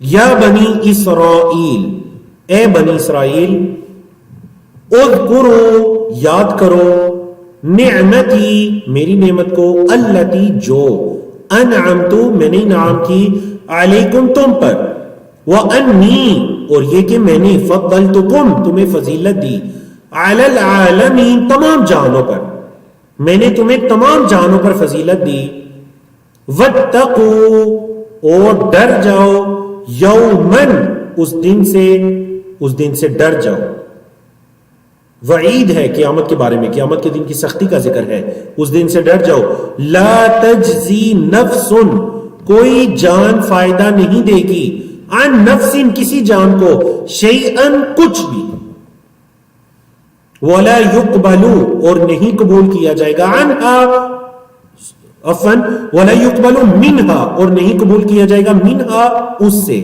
ہاتھ بھی کس کی طرف لوٹ کے نفس یعنی اس نفس سے نہیں قبول کیا جائے گا میں نے پہلے بتایا تھا نفس عربی زبان میں بونس یوز ہوتا ہے نہیں قبول کیا جائے گا اس نفس سے عدل کوئی بدلہ ولا تنفعها شفاعة اور نہ اسے نفع دے گی کوئی شفاعت ولا هم ينصرون اور نہ ہی ان کی مدد کی جائے گی اور نہ ہی ان کی مدد کی جائے گی یعنی وہ جو یہ سمجھتے ہیں کہ قیامت کے دن ہم انبیاء رسول کی اولادوں میں سے ہیں تو قیامت کے دن ہمیں ان کی سفارشیں بچا لیں گی تو اللہ رب العزت نے سورۃ البقرہ میں ہی آیت الکرسی میں دوسری جگہ اسی مضمون کو بیان کیا وہ کیا مضمون کو بیان کیا کہ من ذا الذی یشفع عنده الا باذنہ اللہ کے حکم کے بغیر کون اس کے ہاں سفارش کر سکتے ہیں تو اللہ کی اجازت کے بغیر کوئی کسی کی سفارش بھی نہیں کر سکے گا تو اس مفہوم کو بیان کیا کہ ولا تنفعها شفاعة انہیں کوئی اس نفس کو کوئی شفاعت بھی فائدہ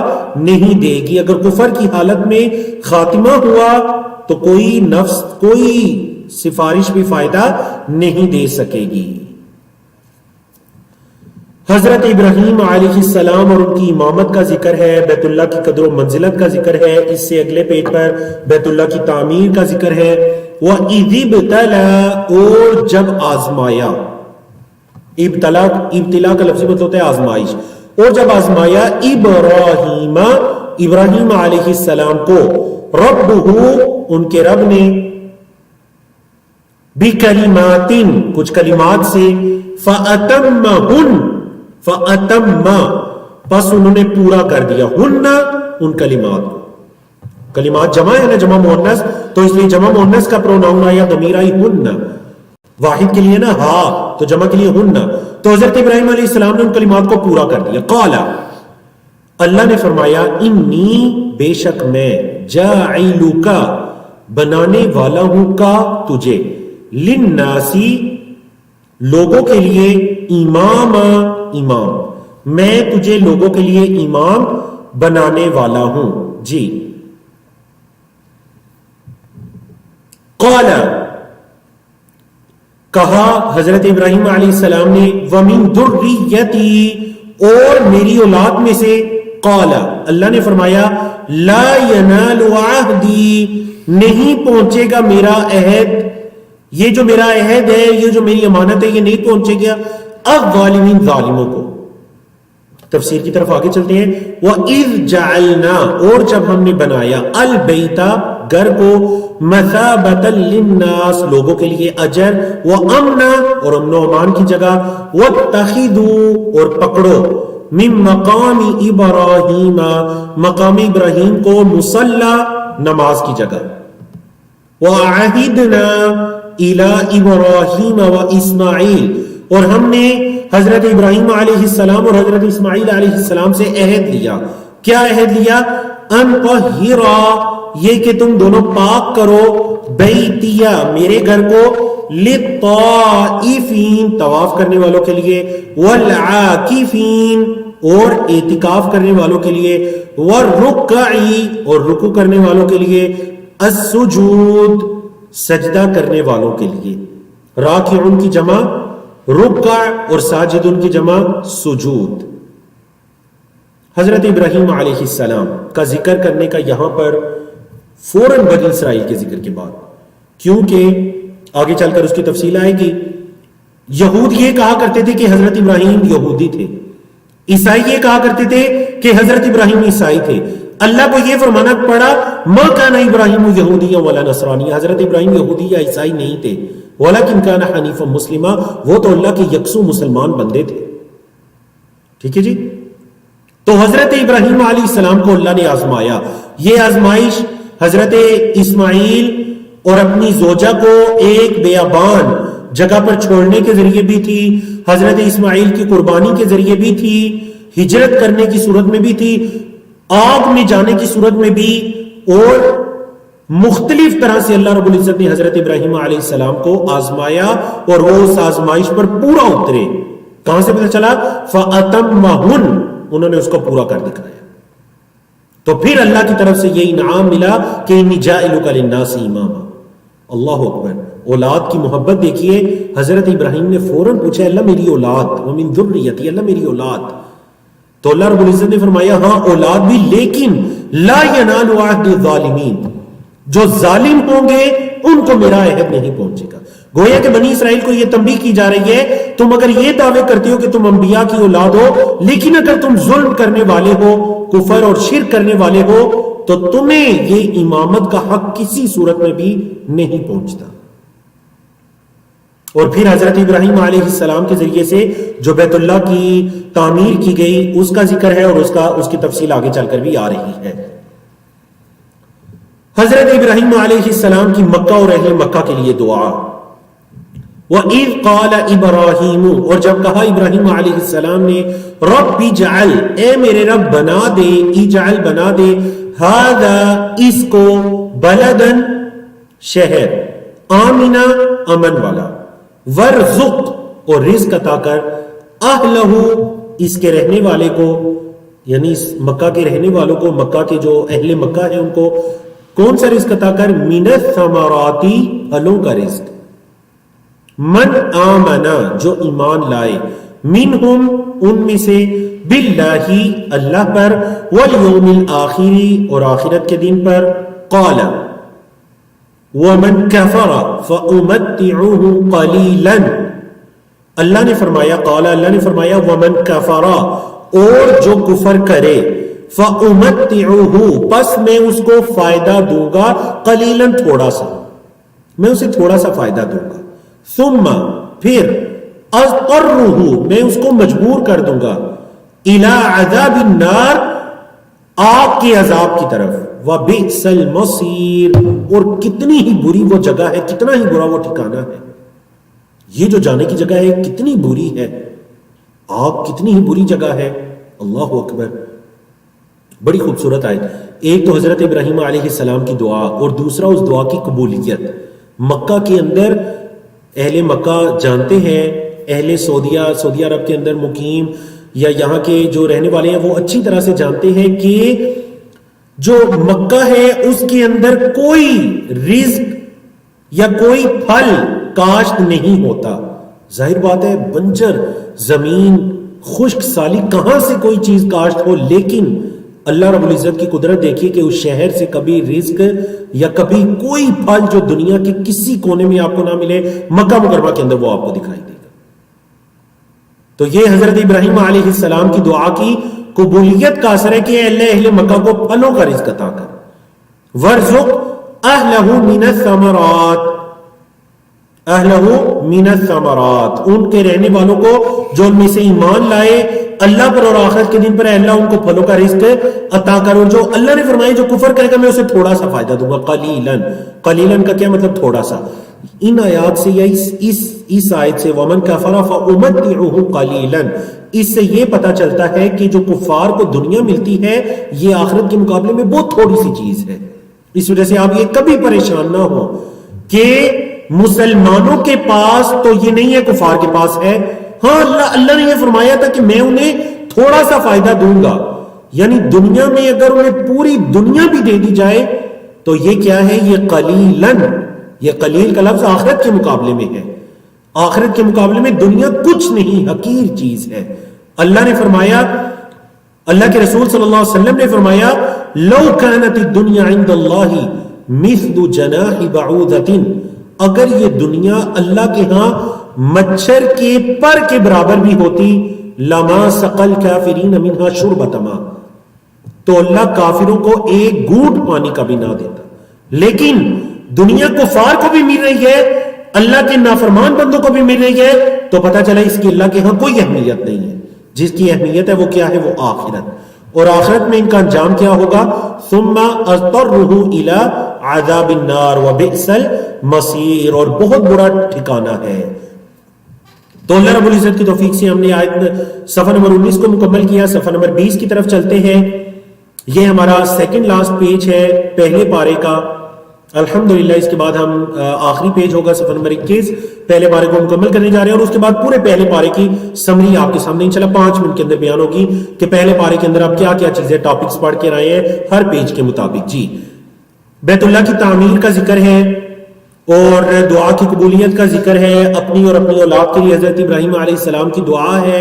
اسی طرح آگے چل کر حضرت یعقوب علیہ السلام کی اپنی اولاد کو وصیت ہے. کتنی ضروری یہ وصیت ہے جو انبیاء اور رسل اللہ کے برگزیدہ بندے اپنی اولاد کو کر رہے ہیں. جی, وَإِذْ يَرْفَعُ, اور جب بلند کر رہے تھے ابراہیم علیہ السلام القواعد, بنیادیں. قاعدتن کی جمع ہے القواعد, بنیادیں. من البیتی, گھر کی یعنی بیت اللہ. واسماعیل, اور اسماعیل علیہ السلام. ربنا, دعا انہوں نے کیا کہ ربنا, اے ہمارے رب, تقبل منا, تو قبول کر ہم سے, انکا, بے شک تو, انت السمیع العلیم, تو ہی سننے والا اور علم رکھنے والا ہے. ربنا, اے ہمارے رب, وجعلنا, اور بنا ہمیں, مسلمین لک, مسلمین, دیکھیں میم کے نیچے اگر زیر ہو نا مسلمین تو وہ جمع ہے, یہ تسنیہ ہے دو کے لیے, میم پر زبر ہے. مسلمین, اے ہمارے رب بنا ہمیں, مسلمین لک, تیرا فرما بردار. ومن ذریتنا, اور ہماری اولادوں میں سے, ذریت ہماری اولاد میں سے, کیا بنا؟ امتن مسلمتن لک, تیرے لیے ایک فرما بردار امت. وَآرِنَا, اور دکھا ہمیں, مناسکنا, اپنی عبادات, اپنے مناسک. وَتُبْ عَلَيْنَا, اور ہماری توبہ قبول کر. اِنَّكَ, بے شک تو, أَنْتَ التَّوَّابُ الرَّحِيمُ, تو ہی توبہ قبول کرنے والا, رحم کرنے والا ہے. حضرت ابراہیم علیہ السلام کی دعا کا ذکر ہے, اور دعا کس کے لیے؟ حضرت محمد صلی اللہ علیہ وسلم کے لیے. ربنا, اے ہمارے رب, وابعث فیہم, بیج ان میں, رسولاً, ایک رسول, منہم, انہی میں سے. وہ رسول کیا کرے گا؟ یتلو علیہم, تلاوت کرے ان پر, آیاتکا, تیری آیات. ویعلمہم, اور سکھائے انہیں, الکتابہ, کتاب. والحکمت, اور حکمت. وَيُزَكِّيهِمْ, اور ان کا تزکیہ کرے, ان کو پاک کرے. اِنَّكَ, بے شک تو, أَنْتَ الْعَزِيزُ الْحَكِيمُ, تو ہی غالب حکمت والا ہے. اللہ بے شک تو ہی غالب حکمت والا ہے. اللہ اکبر. یہاں پر سب سے پہلے ہم آیت نمبر 127 کی تفسیر کی طرف جاتے ہیں. حضرت ابراہیم علیہ السلام, بعض مفسرین کا کتنا خوبصورت قول ہے, انہوں نے کہا کہ اے خلیل الرحمن, یا خلیل الرحمن, اے اللہ کے خلیل, اے رحمان کے خلیل, تو اللہ کے حکم سے اللہ کے گھر کی تعمیر کر رہا ہے. آپ اللہ کے حکم سے اللہ کے گھر کی تعمیر کر رہے ہیں, اور پھر بھی یہ دعا کر رہے ہیں کہ ربنا تقبل منا انک انت السمیع العلیم. صرف عمل کرنا کافی نہیں, عمل کرنے کے بعد اس کی قبولیت کی دعا, اس عمل کی حفاظت. جتنا عمل کرنا ضروری ہے اتنا اس کی حفاظت کرنا بھی ضروری ہے. یہ نہ ہو کہ عمل کریں اور پھر وہ اعمال خود ہی اپنے ہاتھوں سے ضائع انسان کرنا شروع کر دے, شرک کے ذریعے سے, بدعات کے ذریعے سے, جہالت کے ذریعے سے. تو دعا کیا ہونی چاہیے کوئی بھی عمل کرنے کے بعد؟ ربنا تقبل منا انک انت السمیع العلیم, اے اللہ ہمارے اس عمل کو قبول کر, اے اللہ ہماری اس عمل کو قبول کر. نمبر 2, نہ صرف اپنے لیے دعا بلکہ اپنی اولادوں کے لیے بھی دعا کرنی چاہیے. ربنا وجعلنا, اے اللہ مجھے اور میرے بیٹے اسماعیل ہم دونوں کو بنا دے, مسلمین لک ومن ذریتنا, اور اللہ ہماری اولادوں میں سے بھی ایک امت مسلمہ بنا دے. اللہ اکبر, اللہ اکبر. اور اے اللہ ان کے درمیان ایک رسول کو مبعوث کر. تو میں نے پہلے بھی اس کے بارے میں تفصیل بتائی تھی. حضرت ابراہیم علیہ السلام کے دو بیٹے کون کون سے؟ ایک حضرت اسماعیل اور دوسرے حضرت اسحاق. تمام انبیاء و رسول جو بنی اسرائیل، حضرت اسحاق کے بیٹے حضرت حضرت یعقوب علیہ السلام کا لقب، جن کا ذکر اسی پیج میں آ رہا ہے، حضرت یعقوب علیہ السلام کا لقب اسرائیل کے بیٹے بنی اسرائیل، حضرت یوسف اور ان کے بھائی، تمام انبیاء اور رسول ان کے اندر آئے بنی اسرائیل میں. لیکن حضرت ابراہیم حضرت اسماعیل دونوں دعا کر رہے ہیں. حضرت ابراہیم کے الفاظ ہے کہ اللہ یہ جو ہے اہل مکہ، یہ جو ہے انہی کے درمیان ان میں سے ایک رسول بھیج. اس دعا کو بھی اللہ نے قبول کیا. باقی تمام انبیاء رسول حضرت اسحاق کی اولاد میں سے آتے ہیں یا اکثر، اور حضرت اسماعیل علیہ السلام کی اولاد میں سے حضرت اسماعیل کے بعد بعض سیرت نگاروں کے مطابق 40 اور بعض اس سے بھی زیادہ 40 پشتوں کے بعد، ہزاروں سالوں کے بعد ایک نبی اور رسول آتے ہیں جو خاتم النبیین ہوتے ہیں، جو امام الانبیاء والمرسلین ہوتے ہیں. اور وہ کون ہے؟ وہ جناب محمد الرسول اللہ صلی اللہ علیہ وسلم. اور یہاں پر اللہ کے رسول صلی اللہ علیہ وسلم کے 4 کام بھی بتا دیے گئے. یتلو علیہم آیاتک، اللہ کی آیات کو تلاوت کرنا، وَيُعَلِّمُهُمُ الْكِتَابَ، ان کو کتاب کی تعلیم دینا، والحکمہ، حکمت کی تعلیم، علماء نے اس سے مراد حدیث لیا، حدیث کی تعلیم دینا، وَيُزَكِّيهِمْ، اور ان کا تزکیہ کرنا، ان کو گناہوں سے پاک کرنا. جی اللہ نے فرمایا وَمَن يَرْغَبُ، اور کون ہے جو منہ موڑے، بے رغبت ہو، عن ملت ابراہیم، ملت ابراہیم سے.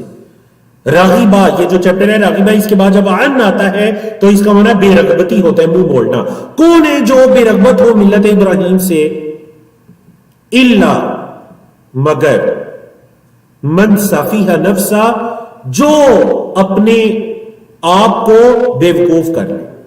ہاں جو بیوقوف ہو، صفی کی جمع صفحاء پڑھ چکے ہیں، جو بیوقوف ہو وہی منہ موڑ سکتا ہے. اللہ نے فرمایا وَلَقَدِ اسْتَفَيْنَاهُ، اور ہم نے اسے چن لیا تھا. استفینا، ہم نے چن لیا تھا اس کو، یعنی حضرت ابراہیم کو، فی دنیا میں. وَإِنَّهُ، اور بے شک وہ، فی الآخرۃ، آخرت میں، لَمِنَ الصَّالِحِينَ، البتہ صالحین میں سے ہے، آخرت میں بھی وہ نیکوکاروں میں سے ہے.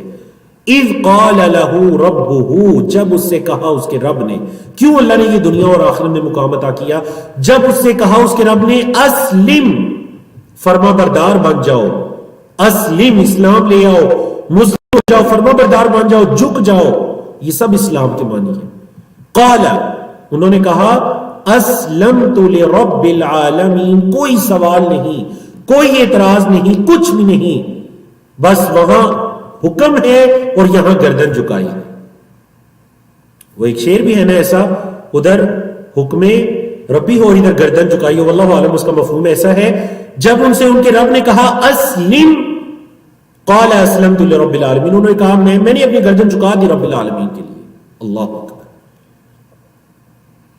حضرت ابراہیم اور ان کی وصیت کیا تھی، اور حضرت یعقوب علیہ السلام کی وصیت کیا تھی. دیکھیں حضرت یعقوب حضرت ابراہیم کے پوتے ہیں، دادا اور پوتا، ان دونوں کی کیا وصیت تھی؟ وَوَصَّى بِهَا إِبْرَاهِيمُ، اور ابراہیم علیہ السلام نے اسی چیز کی وصیت کی، بنی ہی اپنے بیٹوں کو. وَيَعْقُوبُ، اور یعقوب علیہ السلام نے کیا؟ یا بنی، یا اے میرے بیٹو، ان اللہ، بے شک اللہ نے، اصطفیٰ، چنا ہے، لکم الدین، تمہارے لیے دین، اللہ نے تمہارے لیے ایک دین چنا ہے. فلا تموتن، تم مت مرنا، الا، مگر، تمہیں نہ موت آئے مگر، وانتم مسلمون، اور تم مسلمان ہو. یعنی تمہیں موت کی صورت میں آنی چاہیے کہ تم اس دین کے تابع ہو، مسلمان ہو.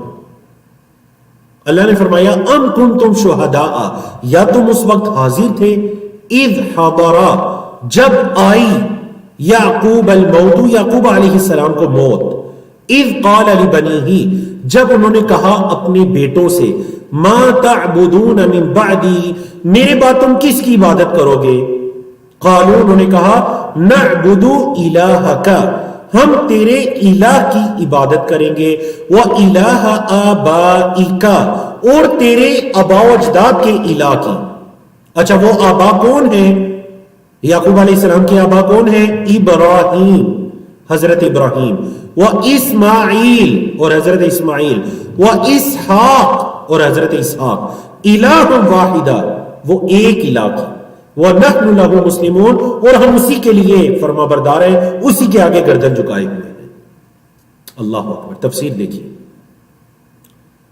تو نہ صرف اولاد کے لیے دعا کرنا، پچھلی آیات میں اولاد کے لیے دعا کا ذکر تھا، تو صرف حضرت ابراہیم علیہ السلام نے یا حضرت یعقوب نے اپنی اولاد کے لیے صرف دعا نہیں کی، بلکہ حتیٰ کہ اپنی موت کے وقت بھی ان کو یہی تنبیہ کر رہے ہیں، اسلام میں رہنا، تمہیں جب موت آئے تو دین اسلام کی حالت میں آئے، دین پر رہتے ہوئے تمہیں موت آنی چاہیے، دین سے باہر نہ نکلنا، اللہ کے فرما بردار بننا، اللہ کے آگے گردن کو جھکانے والے بننا۔ نمبر ایک۔ نمبر دو چیز جو آیت نمبر 133 سے پتہ چلتی ہے، بڑی خوبصورت چیز، ذرا غور کیجئے۔ دیکھیں یہود اور نصارہ کا حسد کیوں تھا اللہ کے رسول صلی اللہ علیہ وسلم سے؟ حسد اس لیے تھا کہ اللہ کے رسول صلی اللہ علیہ وسلم قریش میں سے ہیں جو حضرت اسماعیل کی اولاد ہیں، تو یہ جو آخری نبی ہونے کا شرف تھا، جس کی خوشخبری ہماری کتابوں میں بھی ہے، یہ شرف ہمیں کیوں نہیں ملا؟ یعنی اولاد یعقوب میں سے کیوں نہیں آئے، اولاد اسحاق میں سے کیوں نہیں آئے، اولاد اسماعیل میں سے کیوں آ گئے ہیں؟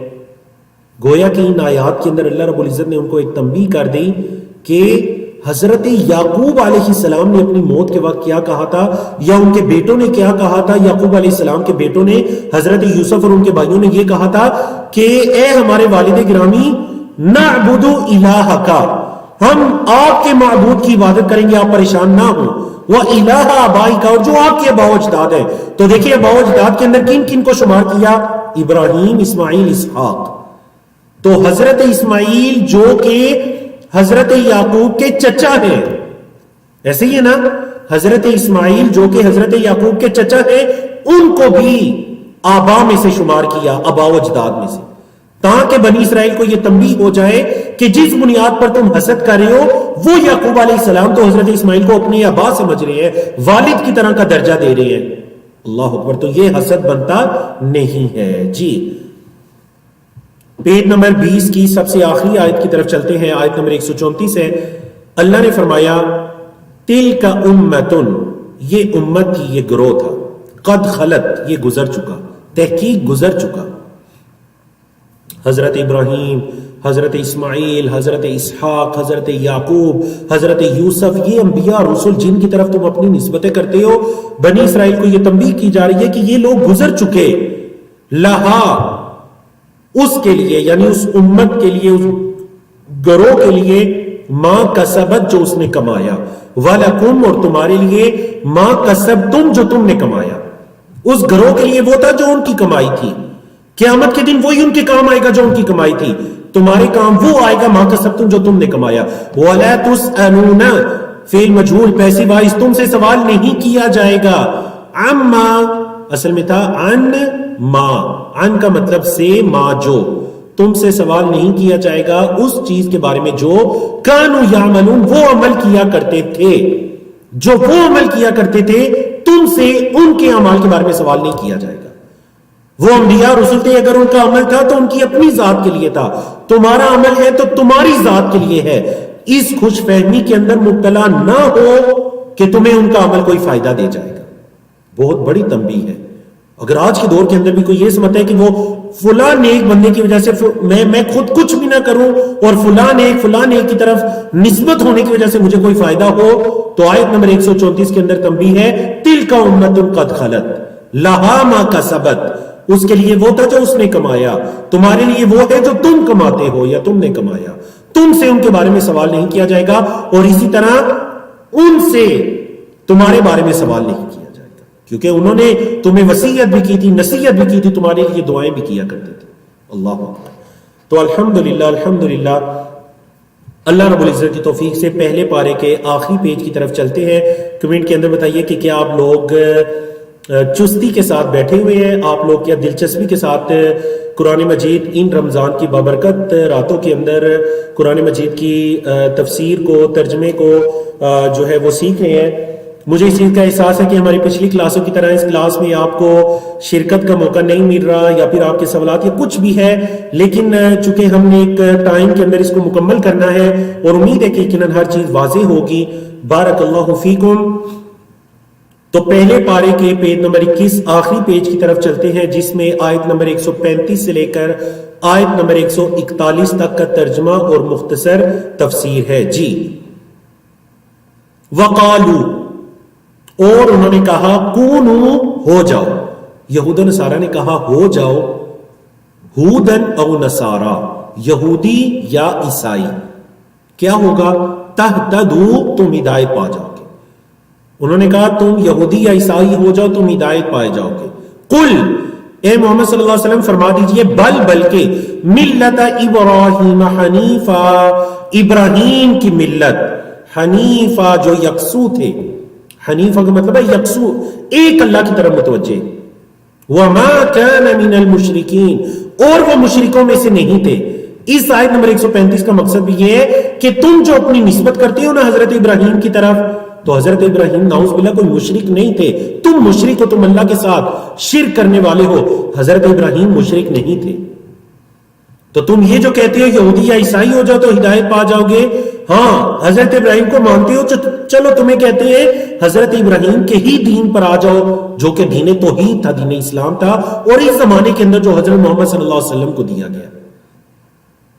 قولو، تم کہو، آمنا، ہم ایمان لائے، باللہ اللہ پر، وما، اور جو، انزلہ، نازل کیا گیا، الینا، ہماری طرف، وما انزلہ، اور جو نازل کیا گیا، الی ابراہیم، ابراہیم علیہ السلام کی طرف، و اسماعیل، اور اسماعیل علیہ السلام کی طرف، و اسحاق، اور اسحاق علیہ السلام کی طرف، و یعقوب، اور یعقوب علیہ السلام کی طرف، والاسباط، اور اولاد یعقوب کی طرف، اسباط سبت ان کی جمع، اولاد یعقوب کی طرف یعنی بنی اسرائیل، وما، اور جو، اوتیا، دیا گیا، انزلہ، اوتیا دونوں فعل مجہول ہے پیسو وائز، اور جو دیا گیا موسیٰ، موسیٰ علیہ السلام کو، وعیسیٰ، اور عیسیٰ علیہ السلام کو، وما، اور جو، اوتی النبیون، نبیوں کو دیا گیا، من ربہم، ان کے رب کی طرف سے۔ اللہ اکبر، تمہیں تو یہ کہنا چاہیے کہ ہم اس پر ایمان لائے جو ان انبیاء اور رسول کو دیا گیا۔ لا نفرقو، ہم فرق نہیں کرتے، بین احدن، کسی ایک کے درمیان، منہم، ان میں سے، ہم تو ان میں سے کسی کے درمیان فرق نہیں کرتے، وَنَحْنُ لَهُ مُسْلِمُونَ، اور ہم اس اللہ کے فرما بردار ہیں، ہم تو اس اللہ کے آگے گردنوں کو جھکائے ہوئے ہیں، اسی اللہ کے فرما بردار ہیں، ہم رسولوں کے درمیان تفریق کیسے کر سکتے ہیں؟ اسی وجہ سے نعوذ باللہ ہم یہ نہیں کہہ سکتے کہ حضرت محمد صلی اللہ علیہ وسلم فلاں نبی سے افضل ہے، فلاں نبی سے افضل ہے، فلاں نبی سے افضل ہے، یہ انبیاء کے درمیان تفریق ہے، جو کہ سورۃ البقرہ کے آخر میں بھی چل کر یہ ٹاپک آئے گا۔ ہاں ہم یہ کہہ سکتے ہیں کہ حضرت محمد صلی اللہ علیہ وسلم تمام انبیاء اور رسول سے افضل ہیں، یہ ایک عمومی بات ہے، لیکن ایک ایک کا نام لے کر یہ کہنا کہ فلاں سے فلاں سے فلاں سے، یہ انبیاء کے درمیان تفریق ہے جس کی ہماری شریعت بھی ہمیں اجازت نہیں دیتی۔ ٹھیک ہے جی، تو یہ ان آیات سے پتہ چل گیا۔ تو مومن ایمان کیا ہوتا ہے؟ جو قرآن مجید اور قرآن مجید سے پچھلی کتابوں پر بھی ایمان رکھتا ہے۔ جی، اللہ اکبر۔ صحابہ کرام کی فضیلت ہے ان آیات کے اندر، آیت نمبر 137 میں، فَإِنْ آمَنُوا، پس اگر وہ ایمان لے آئیں، بِمِثْلِ، مثال یا مانند اس کے، ماں جو، آمنتم بِہِ، یا جیسے تم ایمان لائے، اگر وہ ایمان لے آئیں جیسے تم ایمان لائے، فَقَدِ اهْتَدَوْا، تو تحقیق وہ ہدایت پا جائیں گے۔ اگر وہ ایمان لے آئیں جیسے تم ایمان لائے ہو تو وہ ہدایت پا جائیں گے۔ اللہ اکبر۔ صحابہ کرام کے ایمان کو معیار ہدایت قرار دیا گیا کہ اگر وہ ایسے ایمان لے آئیں جیسے اے صحابہ تم ایمان لائے تو وہ ہدایت پا جائیں گے۔ وَإِن تَوَلَّوْا، اور اگر وہ پھر جائیں، فَإِنَّمَا تو بس ہم وہ فی شقاق بدبختی میں ہیں. اگر وہ پھر جاتے ہیں تو یہ تو بڑی بدبختی کی بات ہے ان کے لیے. فا سا یکفی کا ہم قرآن مجید کا وہ لفظ جس کے اندر 5 الفاظ جمع ہیں، وہ کلمہ جس میں کتنے الفاظ جمع ہے؟ 5. ترجمہ سمجھیے. فا پس، سا ان قریب، یکفی کافی ہوگا، کا آپ کے لیے، ہم ان کے مقابلے میں، اللہ اللہ. پس ان قریب آپ کے لیے ان کے مقابلے میں اللہ کافی ہو جائے گا. محمد صلی اللہ علیہ وسلم اور صحابہ کو یہ تسلی دی جا رہی ہے کہ آپ ان کا غم نہ کیجئے، ان قریب اللہ آپ کو ان کے مقابلے میں کافی ہو جائے گا. وَهُوَ السَّمِيعُ الْعَلِيمُ وہ سننے والا بھی ہے، وہ علم رکھنے والا بھی ہے، وہ ان کی باتوں کو سنتا بھی ہے اور علم بھی رکھتا ہے. صبغۃ اللہ اللہ کا رنگ، مراد اللہ کا دین. وَمَنْ أَحْسَنُ اور کون ہے اس سے زیادہ اچھا، جیسے پیچھے گزرا نا وَمَنْ أَظْلَمُ کون ہے زیادہ ظالم، تو یہاں پر وَمَنْ أَحْسَنُ کون ہے زیادہ اچھا، من اللہ اللہ سے، صبغۃً رنگ کے اعتبار سے، اللہ سے رنگ کے اعتبار میں کون زیادہ اچھا ہے. وَنَحْنُ اور ہم لہو اس کے لیے، عابدون عبادت کرنے والے ہیں، ہم اسی اللہ کی تو عبادت کرنے والے ہیں. اس اللہ سے اچھا دین کس کا دین ہو سکتا ہے، اس اللہ سے اچھا رنگ کس کا رنگ ہو سکتا ہے. جی قل کہہ دیجئے، اتحاجوننا فی اللہ کیا تم ہم سے جھگڑتے ہو، فی اللہ اللہ کے بارے میں، وَهُوَ رَبُّنَا اور وہ ہمارا رب ہے، وَرَبُّكُمْ اور تمہارا رب ہے، وَلَنَا اور ہمارے لیے، أَعْمَالُنَا ہمارے اعمال ہیں، وَلَكُمْ اور تمہارے لیے، أَعْمَالُكُمْ تمہارے اعمال ہیں، وَنَحْنُ لَهُ اور ہم اس کے لیے، اس اللہ کے لیے، مخلصون خالص ہیں، ہم اس اللہ کے لیے اخلاص کو اختیار کرنے والے ہیں. ام تقولون یا تم یہ کہتے ہو، پھر بنی اسرائیل کو خطاب، یا تم یہ کہتے ہو کہ ان ابراہیم کہ حضرت ابراہیم علیہ السلام، بے شک حضرت ابراہیم علیہ السلام، و اسماعیل حضرت اسماعیل علیہ السلام، و اسحاق حضرت اسحاق علیہ السلام، و یعقوب حضرت یعقوب علیہ السلام، والاسباط اور اولاد یعقوب، کانو یہ سب کے سب انبیاء رسول، یہ سب کے سب، کانو تھے، ہودن او نصارا یہودی یا عیسائی. یہودی اور عیسائی یہ کہا کرتے تھے کہ اصل میں یہ انبیاء اور رسول یہ یہودی اور عیسائی تھے.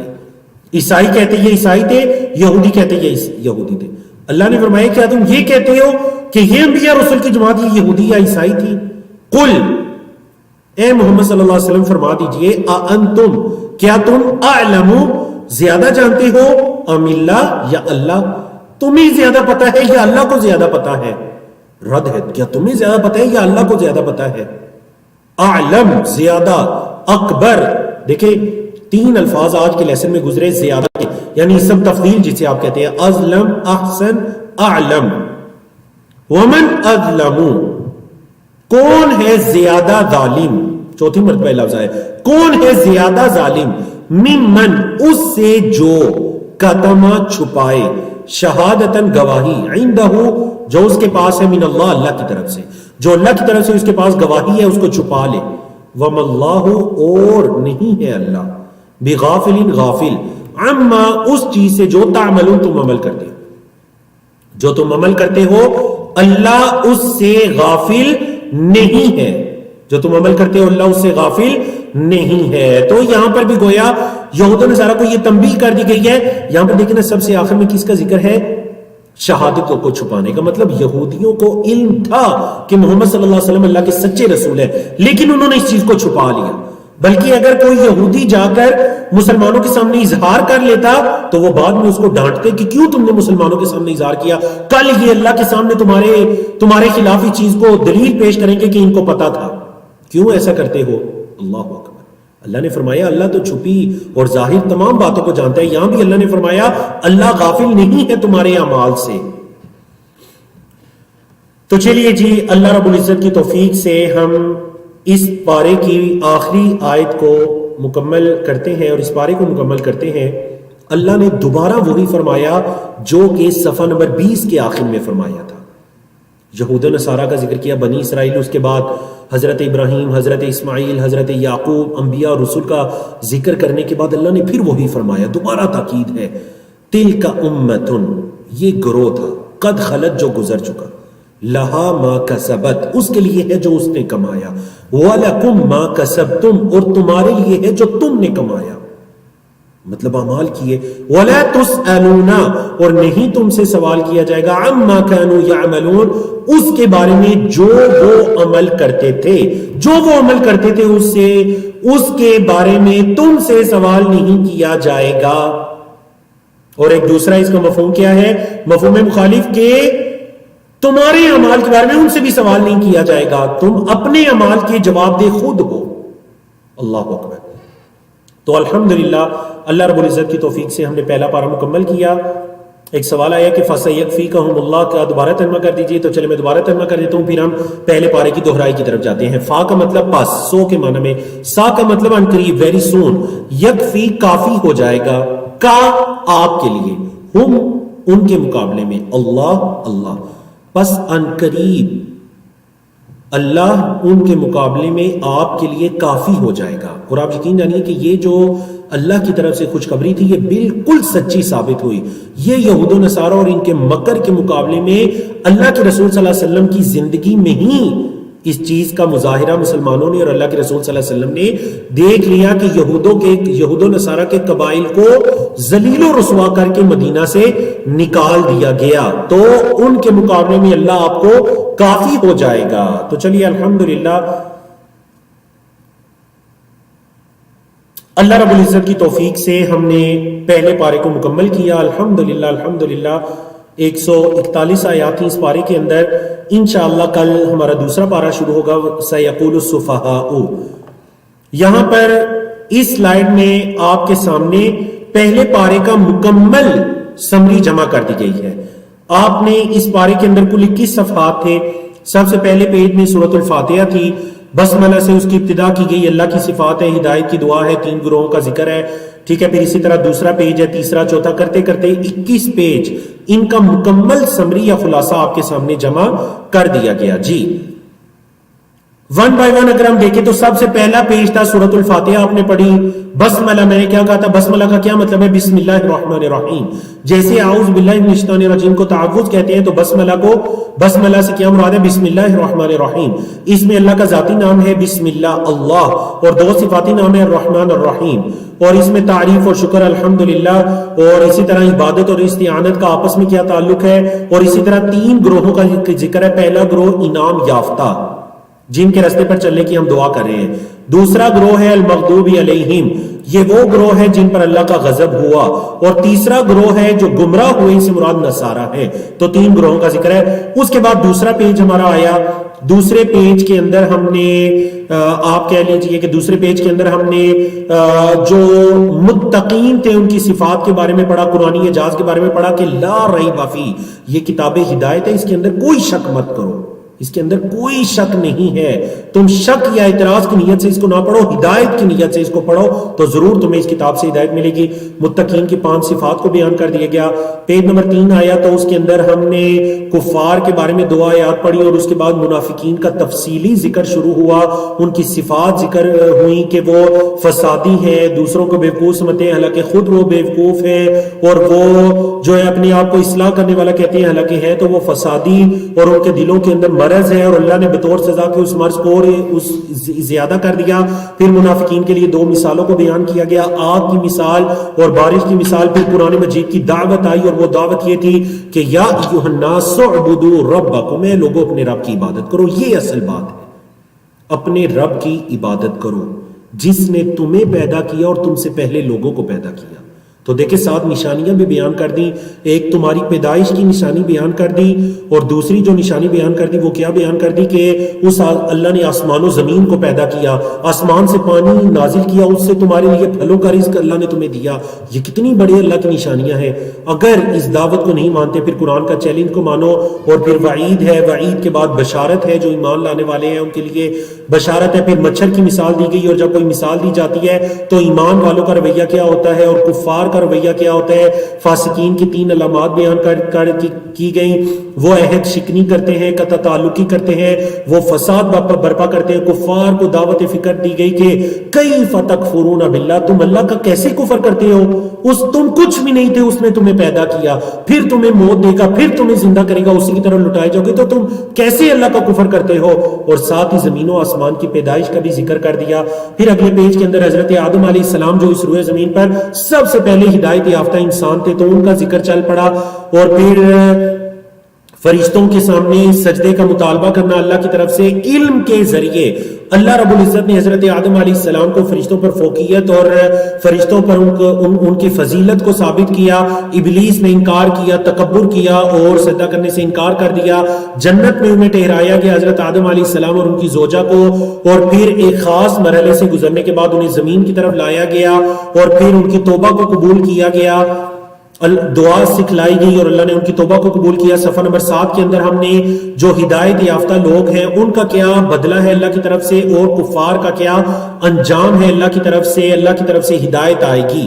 یہ جو الفاظ ہے نا, اما یاتینکم منی ہدن, تو پتہ چلا ہدایت اللہ کی طرف سے ہی آتی ہے. دین وہ ہوتا ہے جو میری آپ کی خواہشات کا نام نہیں ہے, بلکہ دین اللہ کی طرف سے نازل کردہ امور کا نام ہے. دین کی بنیاد وہی پر ہوتی ہے, میری آپ کی خواہشات پر نہیں ہوتی. اگر میری اور آپ کی خواہشات پر ہوتی تو دین کے اندر بہت زیادہ اختلافات ہوتے, لیکن الحمدللہ قرآن و حدیث کے اندر کوئی اختلاف نہیں ہے. کیوں؟ کیونکہ یہ اللہ کی طرف سے نازل کردہ ہے.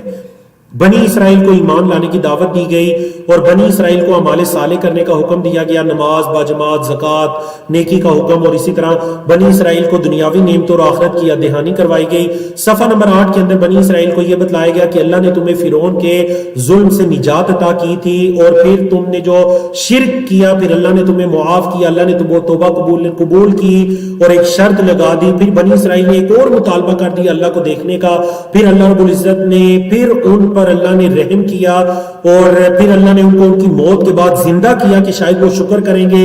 اللہ نے ان پر من و سلوہ نازل کر دیا, اتنا عظیم نعمتیں عطا کی. اس وجہ سے میں نے کہا تھا کہ مفسرین کا یہ قول ہے کہ بنی اسرائیل وہ قوم ہے جس نے سب سے زیادہ اللہ کی نشانیاں دیکھی, اور یہ سب سے زیادہ اللہ کا انکار کرنے والی قوم ہے.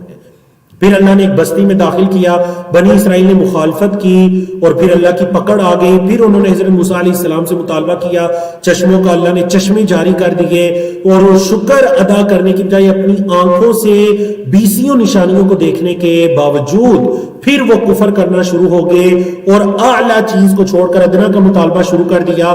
اللہ اور یوم آخرت پر ایمان اور عمل صالح ہی کامیابی کے اصول کا ذریعہ ہے. اللہ نے ان سے چند عہد لیے جس کا تفصیل کے ساتھ ذکر ہے, اور پھر گائے کا قصہ شروع ہو جاتا ہے, جس قصے کی وجہ سے اس سورت کا نام بھی سورت البقرہ رکھا گیا. اس قصے کے اندر ہمارے لیے بہت زیادہ اسباق ہیں جن کو کل کے سیشن میں تفصیل کے ساتھ بیان کیا گیا تھا. انہوں نے اتنے سوالات کیے, سوال پر سوال کیا, اور اعراض کرتے گئے حکم ماننے کی بجائے. حالانکہ اللہ نے کہا تھا فَفْعَلُوا مَا تُؤْمَرُونَ, جو تمہیں حکم دیا جا رہا ہے وہ کرو, لیکن انہوں نے وہ کرنے کی بجائے وہ مزید بگڑتے گئے, اعراض کرتے گئے. صفحہ نمبر 12 آیا تو اللہ کی طرف سے یہ تنبیہ کی گئی کہ اللہ پوشیدہ اور ظاہری تمام راز جانتا ہے, اللہ تمہاری حالتوں کو بھی جانتا ہے. اور پھر یہود کا ان کا رویہ بتلایا گیا, ان کی خواہشات اور ضلالات کے بارے میں بتایا گیا. یہود کا جہنم کی آگ کے بارے میں کیا گمان تھا اس کا رد کیا گیا, اور آج کے سیشن میں ان کا جنت کے بارے میں جو گمان تھا وہ بھی بتایا گیا. اصحاب النار کے اعمال کیا ہیں, اصحاب الجنہ کے اعمال کیا ہیں وہ بتایا گیا. بنی اسرائیل کو حقوق اللہ اور حقوق العباد کی ادائیگی کا عہد کیا, ان سے لیا گیا اور انہوں نے اعراض کیا.